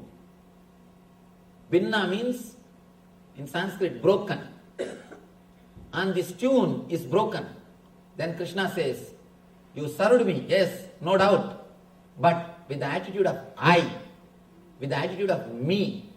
As long as I am your Krishna, but she is so devoted, not with the attitude of me, she is with the attitude of you. She is devoted to me, you are devoted to you. As long as I am your Krishna, you will take care of me. As long as I am your Krishna, you will take care of me. It means what? You are devoted to you. You are centered on you, not on me. That is why even 5 minutes of separation you are not able to digest. Possessiveness, instinct to possess. You have come here all the way. You are not giving even 5 minutes space for her. She never asked me that. She never asked me to come to her house. She never even expected I'll play for her. She is totally dedicated only with one attitude of you. Then Krishna blesses us, blesses her. You will have the Samibhya Mukti. Means you will become a Shenbaga flower and you will reside in my garland and you will stay with me forever. There are 4 muktis, 4 enlightenment. Salogya Mukti, Sarubhya Mukti, Samibhya Mukti, Sayujya Mukti. Salogya Mukti means you will be allowed to stay in the Vaikuntha. You will have one apartment in Vaikuntha. You will be given one apartment in Vaikuntha. That is Salogya Mukti. Sarubhya Mukti means you will have his own form. You can see Jaya Vijaya. They will be standing exactly like Venkateshwara. They will have that same Sangha Chakra, same all the Ayudhas of Venkateshwara. That is called Sarubhya Mukti. Same Swarupa is given to them. Jaya and Vijaya, you can see the same way of Urthabundra, Shankha, Chakra and all the Ayudhas. Just as Venkateshwara has got, they will have. It is called Sarubhya Mukti. The next level, Samibhya Mukti, being in the inner circle. Being in the inner circle. Chakratalva, the chakra which Vishnu is carrying, the disc which Vishnu is carrying, he has achieved Samibhya Mukti. Means the very near, close inner circle. And becoming himself enlightened is Sayujya Mukti. Sayujya Mukti. But Samibhya Mukti is the best thing because you can enjoy him. Like an ant enjoying the sugar candy. Becoming sugar candy is different. That is for all these rishis, Vedantis. That is for the rishis. But living very near to sugar candy and enjoying it. For the devotees, the ultimate state is Samibhya Mukti. So here, Krishna gives the Samibhya Mukti to her and blesses her. Let you have Samibhya Mukti. Let you become a flower in my garland and be in my body. Let you be on me. He blesses her. Then he turns towards Yasoda and says, because you serve just with the center of me, let you not have any temple on the planet Earth. She served so much. Have you seen a single Yasoda temple? No. Everywhere you will see Radha temple. In Vrindavan, if you go, Radha is much higher worship. Radha is worshipped more than Krishna. Throughout Vrindavan, even a milkman will say Radhe Radhe, Radhe Radhe. They will say Radhe Radhe. Not Krishna Krishna. Only Radhe Radhe. Throughout Vrindavan, only you will hear the word Radha. Have you seen a single Yasoda's temple? No. Because whatever service she has done, okay, great. But she did with the attitude of I. Because of the I attitude, because she was centered on the I attitude, she is not able to achieve. This Tarangini, even though she is born in low community, in the suppressed community, she was never around Krishna. She was never near Krishna. She always will stand away in one corner. So humble. She has not done anything to Krishna. I don't think, of course, she will not be even allowed to serve Krishna because of her community. But just because she lived with the attitude of you, Krishna goes to her house and she goes and blesses her. She goes and gives her liberation. The people who live in the world, as long as they live with the attitude of I, even if they run behind divine will run away. When you have the attitude of you, even if you live in your hut, which has got 1,000 holes, you will see Krishna will be there in your steps waiting for you. In your steps waiting for you. There are thousands of stories we can tell. This wonderful story to express how the I drives the divine, you brings the divine. And it is just one attitude change, the cognitive shift which took care of the whole thing. Let me tell you one more small story. It's again the fight between Shankha Chakra and Paduka. See, Vishnu has got a Shankha and Chakra and Padukas. One day when he comes back after some picnic or dating, he comes back. Of course, Vishnu, you know, every day with one person he goes out. And he is a blissful energy, not like Shiva sitting always in that old smashana, nothing to do. What to do? One or two old bulls are there, and nothing to see, nothing to enjoy. But Vaikuntha is totally different place. Vaikuntha is a fun place, and continuously dance goes on, and all variety foods are served, and everything is great. Vaikuntha is different. Vaikuntha atmosphere itself is different. And this Kailash, all these old fellows with a long beard sitting and always chanting Om Namah Shivaya, Om Namah. How long you can hear? After 2 years you will feel so bored. And you will ask for some entertainment. But here Vaikuntha is an entertaining place. And he comes back. He goes to his bedroom. He leaves the Padukas outside the room and goes to the bedroom to rest on his beautiful bed, the serpent bed, Adisesha. The Shankha and Chakra, they look at the Paduka and laugh at them. Laugh at the Paduka. See, you may carry Bhagavan whole day. When it comes to the room, you have to stay out, we will go near. You are not really at Samipya. We are the people who stay 24 hours with him. Night 12 hours you are out. So you have only half Samipya Mukti, not full Samipya Mukti. Only 12 hours when he comes out, he will be at his feet. When he goes to bed, only we will be there around him. We are having 100% Samipya Mukti. You are having only 50% Samipya Mukti. Then Paduka says, all right, what can be done? Whatever Bhagavan says, whatever Bhagavan thinks, let it happen. Next day when Bhagavan comes, Paduka asks Bhagavan, these two guys are making fun of me. The Shankha and Chakra are making fun of me. Is this really true that you are angry with me? And I have only 50% Samipya Mukti. Is it really true? Please tell me, what mistake did I do? Then Bhagavan laughs and tells, don't bother. Attitude at time doesn't mean that you are some important or you are not important or they are important. Attitude or time does not show favoritism. I have no favoritism. Let you understand, each one has got different place, different work, different things to do. Then Bhagavan says, by worshipping Shankha or Chakra you cannot get mukti. Only by worshipping you people can get mukti.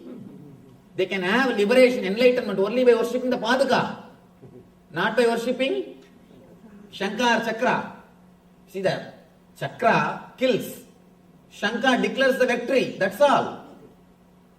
By worshipping Shankha and Chakra you cannot get liberation. But by worshipping Padukas you can get liberation. Then Bhagavan says, they have their duty is different. Your duty is different. Your responsibility is different. Your place is different. Understand, the Shankha and Chakra cannot give enlightenment. Only you can give moksha. Only by holding you people can achieve moksha. Then he says, whatever is said and done, these guys have made fun of you. Let both of them take birth in the planet Earth and worship you for 14 years.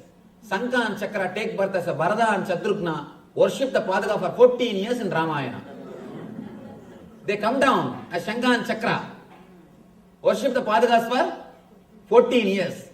Just because they made fun, 14 years, let them worship you and understand only you can liberate them. The Bharata and Shatrugna do Padaga Puja. 14 years, Padaga is only kept in the throne. And Shatrugna and Bharata, they do service to the Padaga. Padaga is the king. If you know the Ramayanam story, you know. In Ramayanam, both of them, Shanka and Chakra, are the Bharata and Shatrugna. They both serve the Padaga and get the liberation. So understand, some may have some responsibility. Some may have different responsibility around the master. But if these guys think some are important, some are not important, the difficulty will be, there will be difficulty. The person who thinks he is important, he will be made to stand in front of a person who is considered as unimportant. Shanka and Chakra, they started thinking me. So, naturally they have to suffer. The Padaka says you.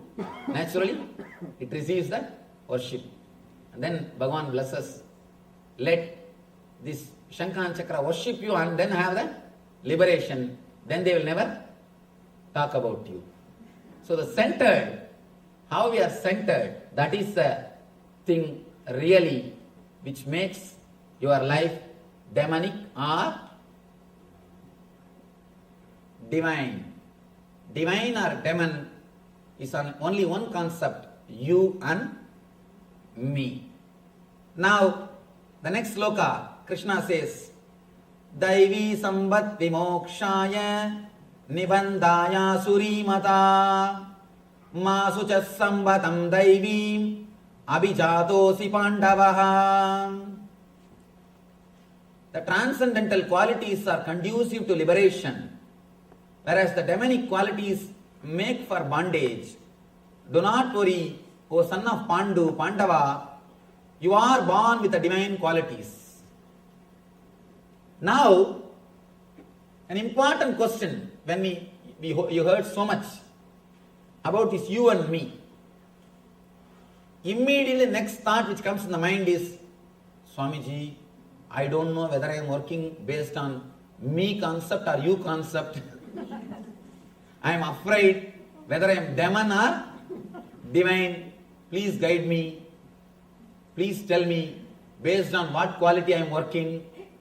That fear raises. And I tell you, if you have that fear, please be very clear, you are divine. The person who is ready to look into his mind, the person who is afraid whether I am living rightly or wrongly, will always live rightly. Person who is arrogant, only he will be demonic. The person who is demonic, asuri, will never have the idea, he will never even consider, am I doing right or wrong? For sure he knows, I am right. I am right. Here, Arjuna is also having that fear.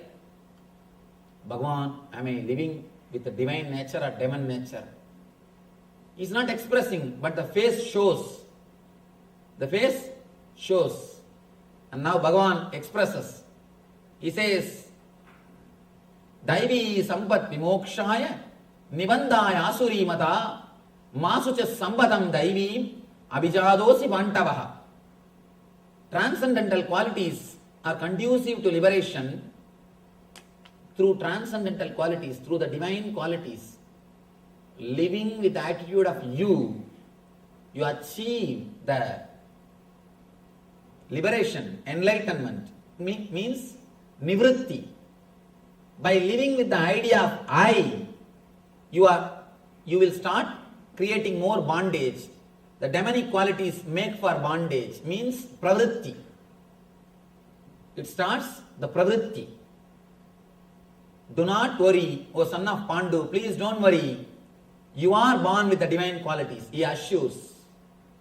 By hearing all these great words of I and you and me, in the gap time, the 10-15 minutes of gap time, if you really contemplated, am I living with you or am I living with I?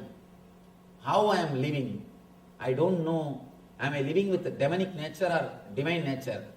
If you have contemplated, if you had the doubt, if you have suffered with a little fear, if you had a little bit of that fear or thinking, guilt, be very clear, you are born with the divine nature. If you think, no, I am living properly. Anyhow, I did not have any other entertainment, so I am sitting here and listening. Let him say whatever he wants to say. Anyhow, I have come, let me listen. If you are with that attitude, now you know what.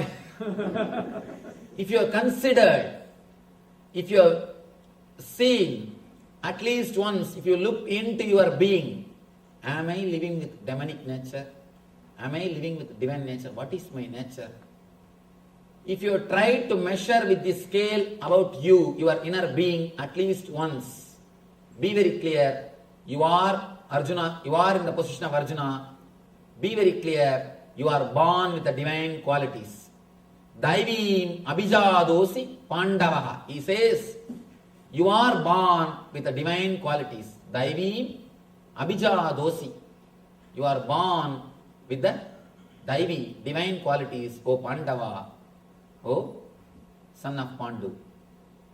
So if you are worried for a few minutes, listening after these words, now you don't have to worry, you are born with the divine qualities.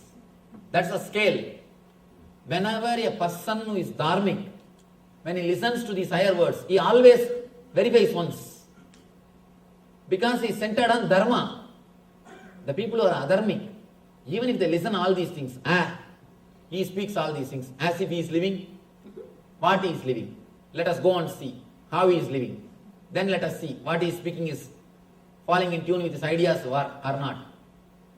Person who is divine tries to chisel himself, tries to correct himself. Person who is asuri tries to correct the others. With asuri sambat, he is holding the chisel and hammer in this way.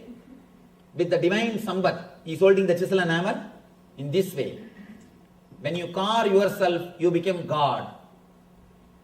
So, here, if you chisel, if you look into yourself, be very clear, you are born with divine nature.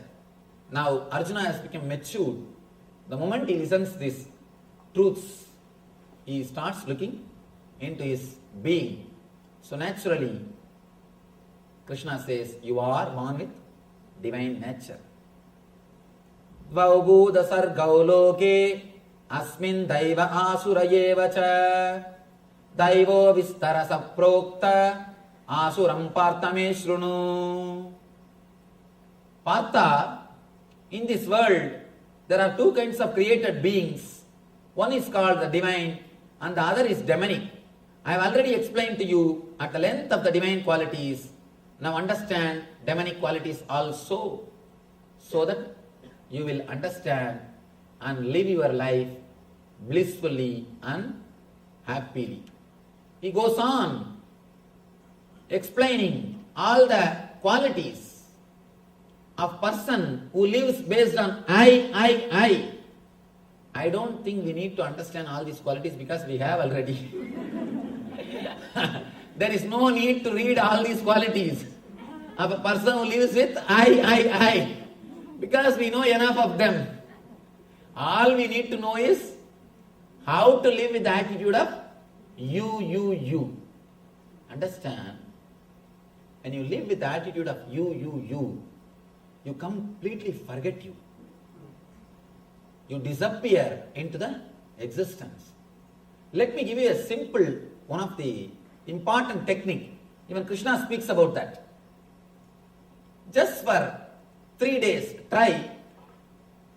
Think you are somebody else. You are somebody else. It may look funny what you are telling Swamiji.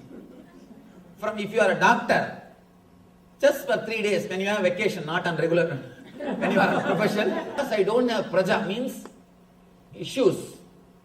Because I don't have issues, I myself do it for me. My Shraddha also, I am supposed to do it. So after the Shraddha, you have to lose your identity.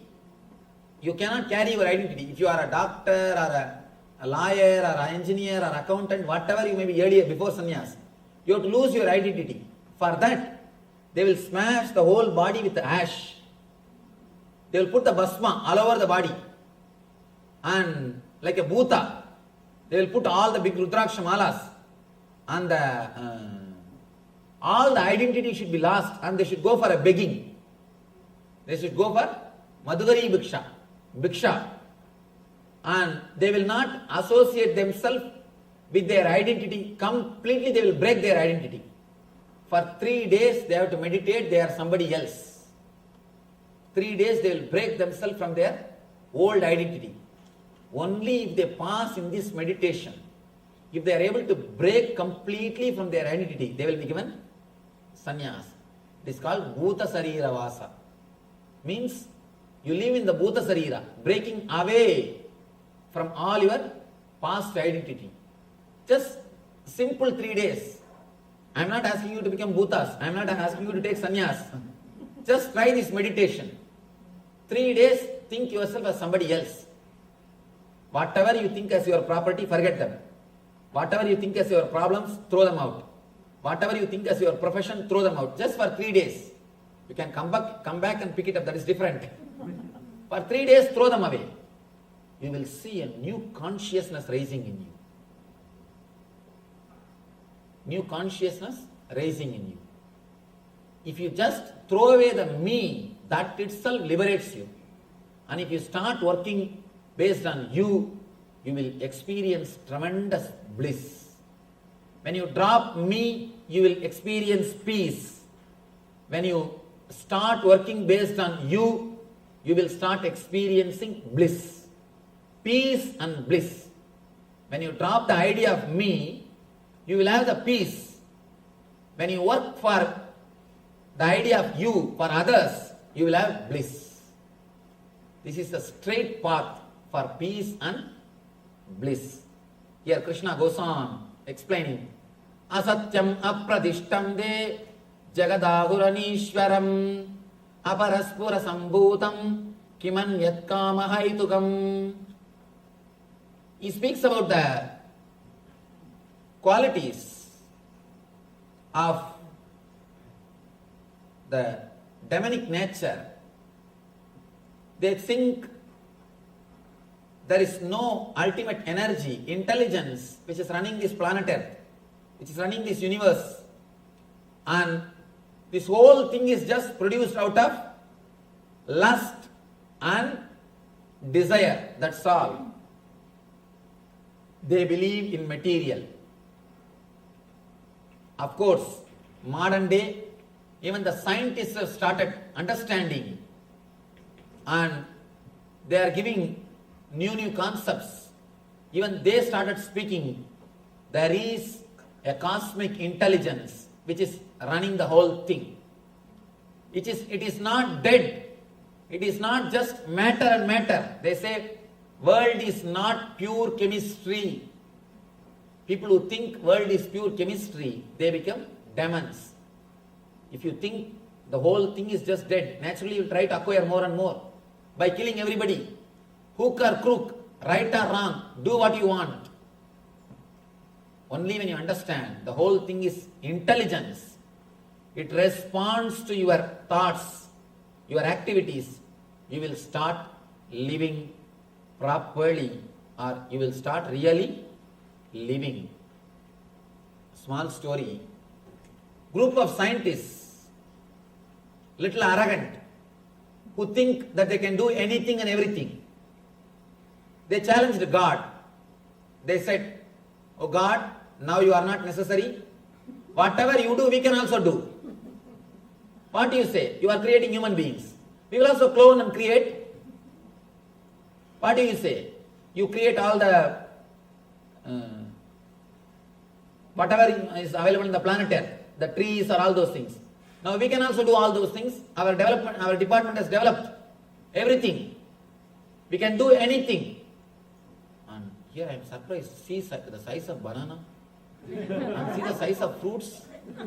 All scientist creation. And the scientists have called God for an argument or competition. Come, face us. We will do whatever you do. Now better you go and rest. We don't need you anymore. God said, all right, let us face them. Both of them came and God created a plant. Immediately they also created the same tree in a much better way. And one by one, continuously they are doing. Suddenly God took little dust and created a man out of it. This guy said, that is not a big deal. Let us do. Now cloning has come. They took the dust and they were about to create a man. God said, stop. Bring your own dust and do. Bring your own dust and do. Don't do with my dust.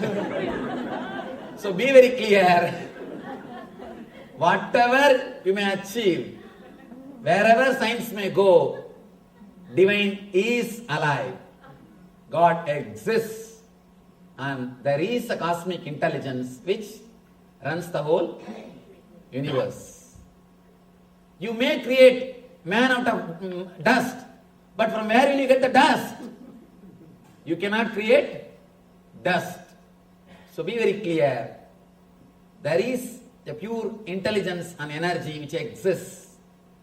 But people who are demonic, who are centered on I, and me, they think everything is me.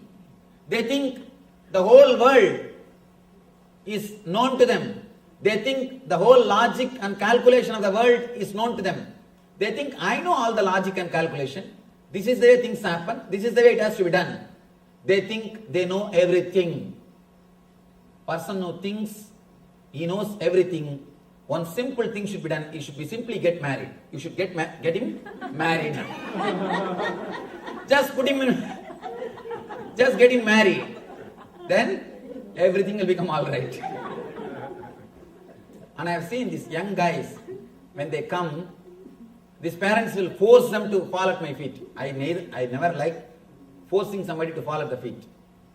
And these guys, if they don't want to fall, they can go. But they will not go. They will stand there and will ask me questions. Why should they fall at your feet? And I tell them, I am not telling. But their arrogance is so much. They will be asking all questions. I tell them, I am not asking you. Why should you stand here and argue? But their arrogance will not come down. Just for argument's sake, they will argue. In the mind, I used to think, let him get married. After 1 year when he comes, after the marriage, simply sashtanga namaskar. Because 1 year complete training happens. What we can't do in 10 years, 1 year training. Done. Whole thing is done. The fellow will simply fall flat and now he knows how to listen. Now he knows how to listen. Completely will be polite. He will be polite and yes Swamiji, yes Swamiji, yes Swamiji. And now he knows the power of yes mantra. Power of yes mantra. Simply getting married. And that is what we should do. The Asuri people, nothing else needs to be done. Simply get them married. And all the Asuri qualities will disappear. Maybe, I think that is why God created this marriage idea.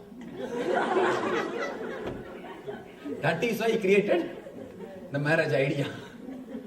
Anyhow, they say the world is unreal. The foundation, with no foundation, no God in control, they say it is produced of sex desire and purely by lust. Asatyam, apradishtam, jagadahuranishwaram, aparaspara sambhutam, kimanyat kama haitukam. Kama is the hetu. Hetu means reason. Kama is the hetu for the whole thing. Reason for the whole thing. Please be very clear. Kama cannot be reason for whole thing. It is intelligence which is reason for whole thing. The Shakti or the divine is the cause and effect of this whole Jagat. That is Karana and Karya. In both the level, it is divine which is responsible for the universe. But when you think the lust is responsible, or just you are the responsible, you start thinking, you start working with one idea of me, me, me. Here, Krishna explains the same concept in a deeper way, and he gives a beautiful punchline. Chintam aparimeyancha pralayantam upasrita kamo babhoga parama edavaditi nischita asabhasas tatairvatta kama krodha parayana igande kama bhogartam anyoranyodanan dasanjayan. Taking the shelter of excessive anxiety that ends only with their death. Very clearly he says, the anxiety ends only with death. Some people, even at that time, it doesn't end. They will be waiting. I paid insurance and these guys are not putting proper casket. They are not putting the proper marble. I paid insurance. I paid so much of money for insurance, so much of insurance I paid. See, they are not putting sandwood baths. They are not putting these proper things. Even after that, the worry will not end for some people. That ends only with their death, engrossed in the satisfaction of desires, and regarding gratification of their desires as their sole objective in life, they believe in these bound in 100 loops of hopes, wholly occupied by lust and anger. They use immoral means, adharma, ihante, means to accumulate wealth for the satisfaction of their desires. These are all the qualities of demonic nature. Please understand, if you have any of these qualities, I am not asking you to change the qualities, change the attitude. Change the attitude. Otherwise, it is up to you. You can live as you want. And it is your responsibility. If you have any of these attitudes in your life, understand, change the being. This is time to start living with attitude of you, and experience the bliss. Let us pray to the ultimate energy, Parabrahma Krishna, the divine consciousness, to bless us all, experience the Daivi Sampat, divine qualities, and establish us in eternal bliss, Nityananda. Thank you. Vasudeva Sudam Devam Gamsa Chanoramardanam Devagi Paramanandam Krishnam Vande Jagadgurum.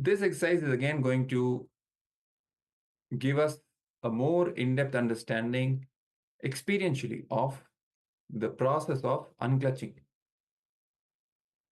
So let us prepare ourselves for this internalization exercise. All right. So relationships, a possibility. So as was revealed by Bhagwan, you are your own friend and you are your own enemy. It is up to you. It is your decision. If you know the technique of how to lift yourself by yourself, you will become friend of yourself. If you let yourself down, then you will become an enemy of yourself. This is the direct verse from Bhagavad Gita, which Bhagwan is elaborating on, giving us deeper insights into the same cognition which Bhagwan Sri Krishna revealed in the Bhagavad Gita. So nobody can hurt you unless you allow them to. It's a very important point. Most of us have some kind of a pain associated with, people are exploiting me, they're hurting me, they don't understand me. So many of the things where we blame, we point the fingers on others. Understand, nobody can hurt you unless you allow them to. It is your decision to get hurt. No matter what happens outside, no matter what anyone else does, whether you allow yourself to get hurt is your decision. Nobody can help you unless you allow them to. So it works both ways. Nobody can hurt you unless you allow them to, and nobody can help you unless you allow them to. So the ball is in your court. The decision is yours. How you respond and how you consciously decide to move in your life. Again and again, lift yourself. Don't feel depressed. Don't have guilt. Don't get dejected thinking you will not be able to do. Again and again, lift yourself. This is what is really a spiritual practice. Again and again, lifting ourselves, not allowing ourselves to sink into that pit of depression, of guilt, of negativity, of feeling exploited, all of these things. No. Again and again, lifting ourselves back up, aligning back to the spiritual practice, aligning back to the Guru, aligning back to the powerful cognitions, and aligning back to all the techniques and processes that Bhagavan has given us, and evolving ourselves, making us manifest Paramashivatva. Suffering or enjoying is created only by that one link, the mind. So it is upon us how we choose to live, what decision we are making will dictate how our experience of the life, whether we are suffering or we are enjoying. So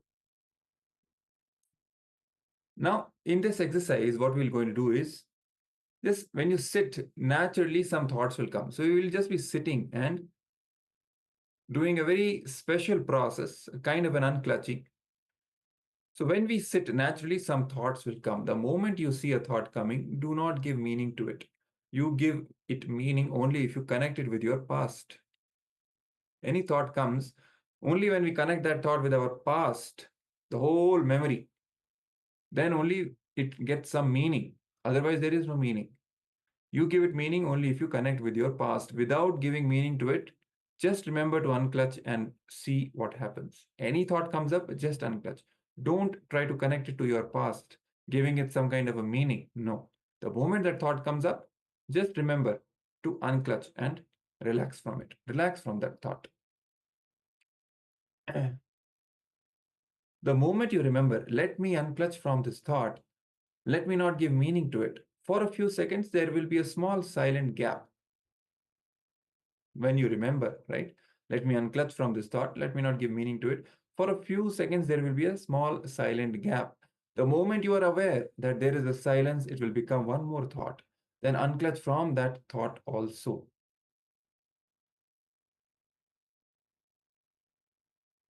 Then again, there will be a gap of a few seconds.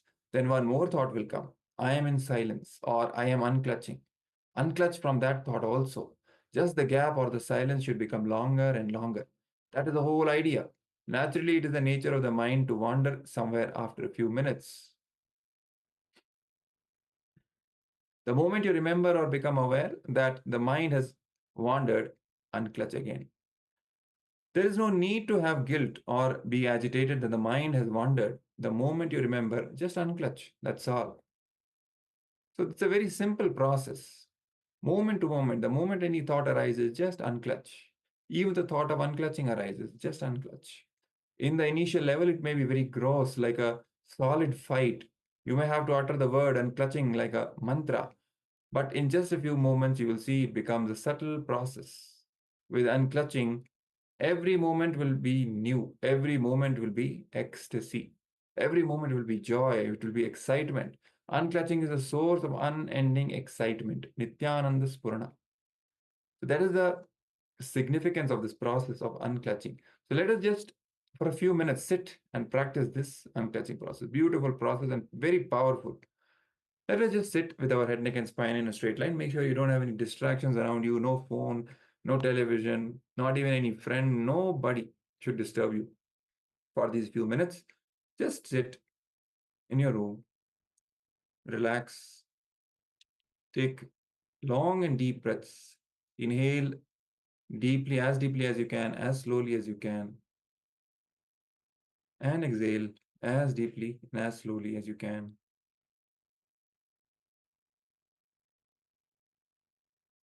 Now just watch your mind.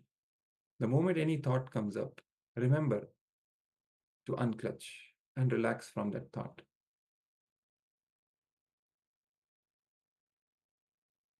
Even the thought of unclutching comes up, that I am unclutching. Unclutch from that as well. Then again, some silence will happen for a few moments. After that, again, some thought comes up. You realize your mind has again wandered. Simply unclutch again and relax from it. Just go on doing this process. Initially, it may be a little more solid, little more forced, but just in a few moments, you will see it becomes more and more subtle.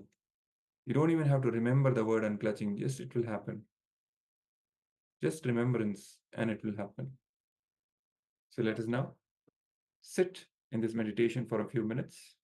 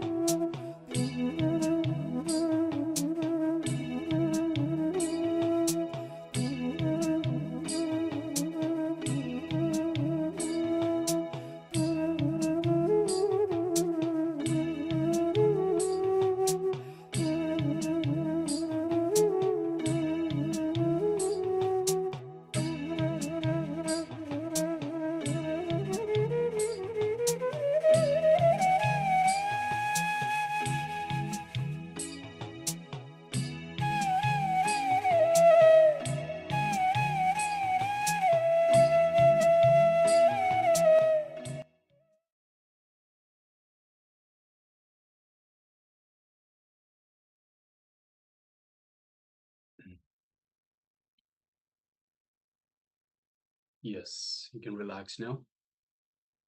So that is an unclutching technique, a very powerful unclutching technique that you can practice anytime, anywhere. So it could be just sitting doing nothing, or it could be perhaps traveling on the bus or in the car as the passenger, not while driving yourself. It can be done at any time, anywhere, and it's a very powerful technique to just unclutch from everything. Just bring yourself to the space of restful awareness and to the space of oneness with Paramashiva himself. And of course, this is one of the this very technique is what we use in the power manifestations as well. So before we go into the power manifestation, we unclutch from everything. We unclutch such that the mind doesn't get in the way, such that we don't have any anything cluttering our mind, anything stopping us from this power manifestation. So before we go into the power manifestation, we have to come from a space of restful awareness, because in the power manifestations, of course, as we mentioned it again and again, the power manifests itself from the space of oneness. The mind only gets in the way. So yes. So yes, requesting participants, please make sure you practice this technique every time you get a chance. Please note it down and do it again and again. It's very powerful, very useful technique as well.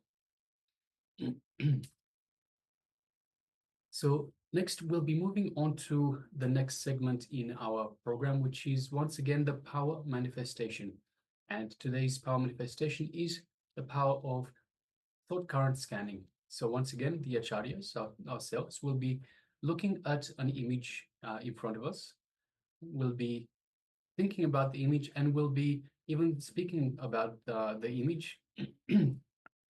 And we request the participants to, through the power of the thought current scanning, to scan our thoughts and get the information of what is it that we are looking at. So what is the image that we are looking at? What sort of information can you get? So let us now sit comfortably with the head, neck, and spine in a straight line. And once again, let us unclutch from everything, all the outside world, any noises happening outside,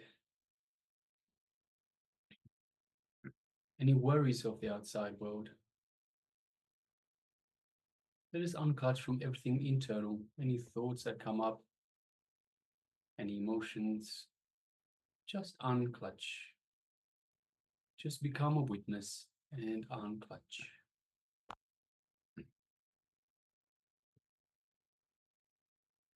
So we become a witness, we don't get engaged in it. Just the way it rises up, we let it go back down without getting entangled in this thought, emotion, whatever it might be.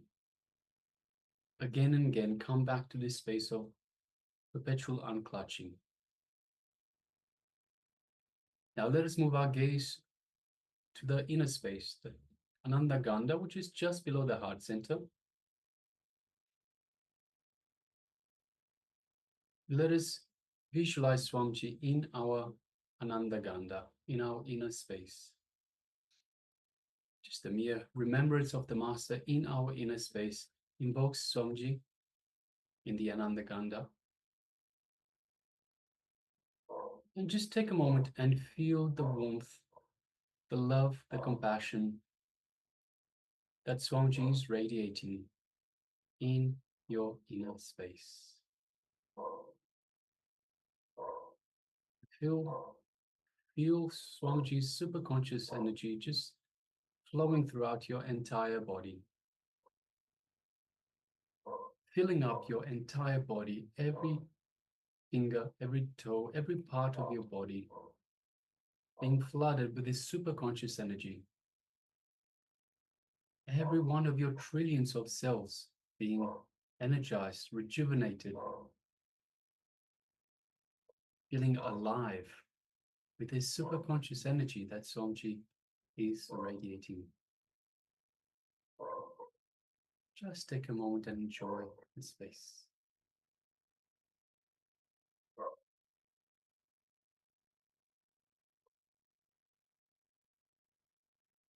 Feel the space of oneness with Swamiji, Supreme Pontiff of Hinduism, the living avatar, incarnation of Paramashiva himself.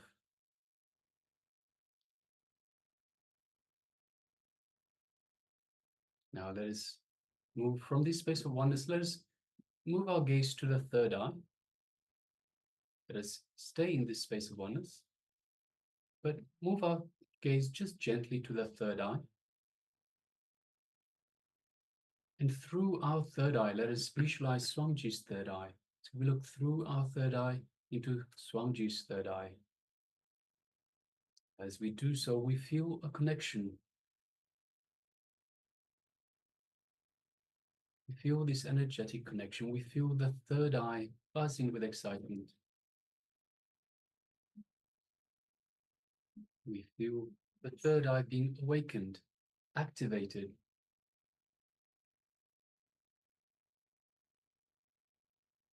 And from this space of oneness and this connection to Swamiji's third eye, let us start chanting the Mahavakya. Om Nityananda Paramashivoham. Om Nityananda Paramashivoham. Om Nityananda Paramashivoham. Let's continue chanting the Mahavakya and let us start this power manifestation round. The image we are currently looking at. So let us begin the power of thought current scanning. Let's begin.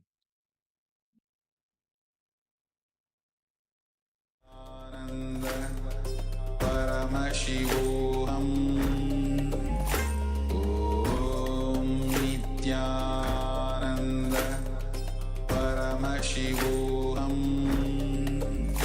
Om Nityananda Paramashivoham. Om Nityananda Paramashivoham. Nityananda Paramashivoham. Om Nityananda Paramashivoham. Om Nityananda Paramashivoham. Om Nityananda Paramashivoham. Om Nityananda Paramashivoham. Om Nityananda Paramashivoham. Om Nityananda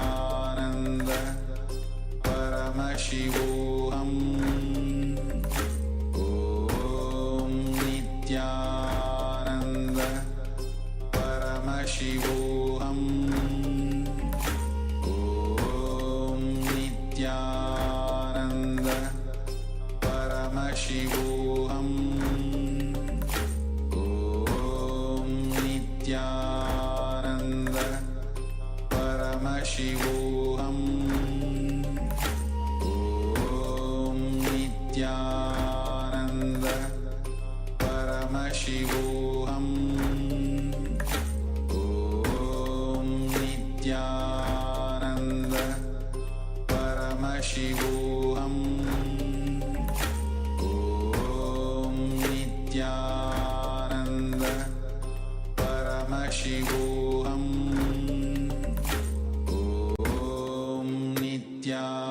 Om Nityananda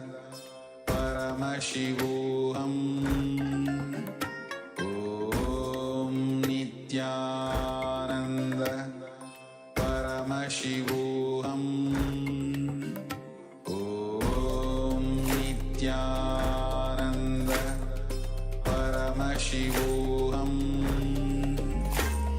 Om Nityananda Paramashivoham. Om Nityananda Paramashivoham.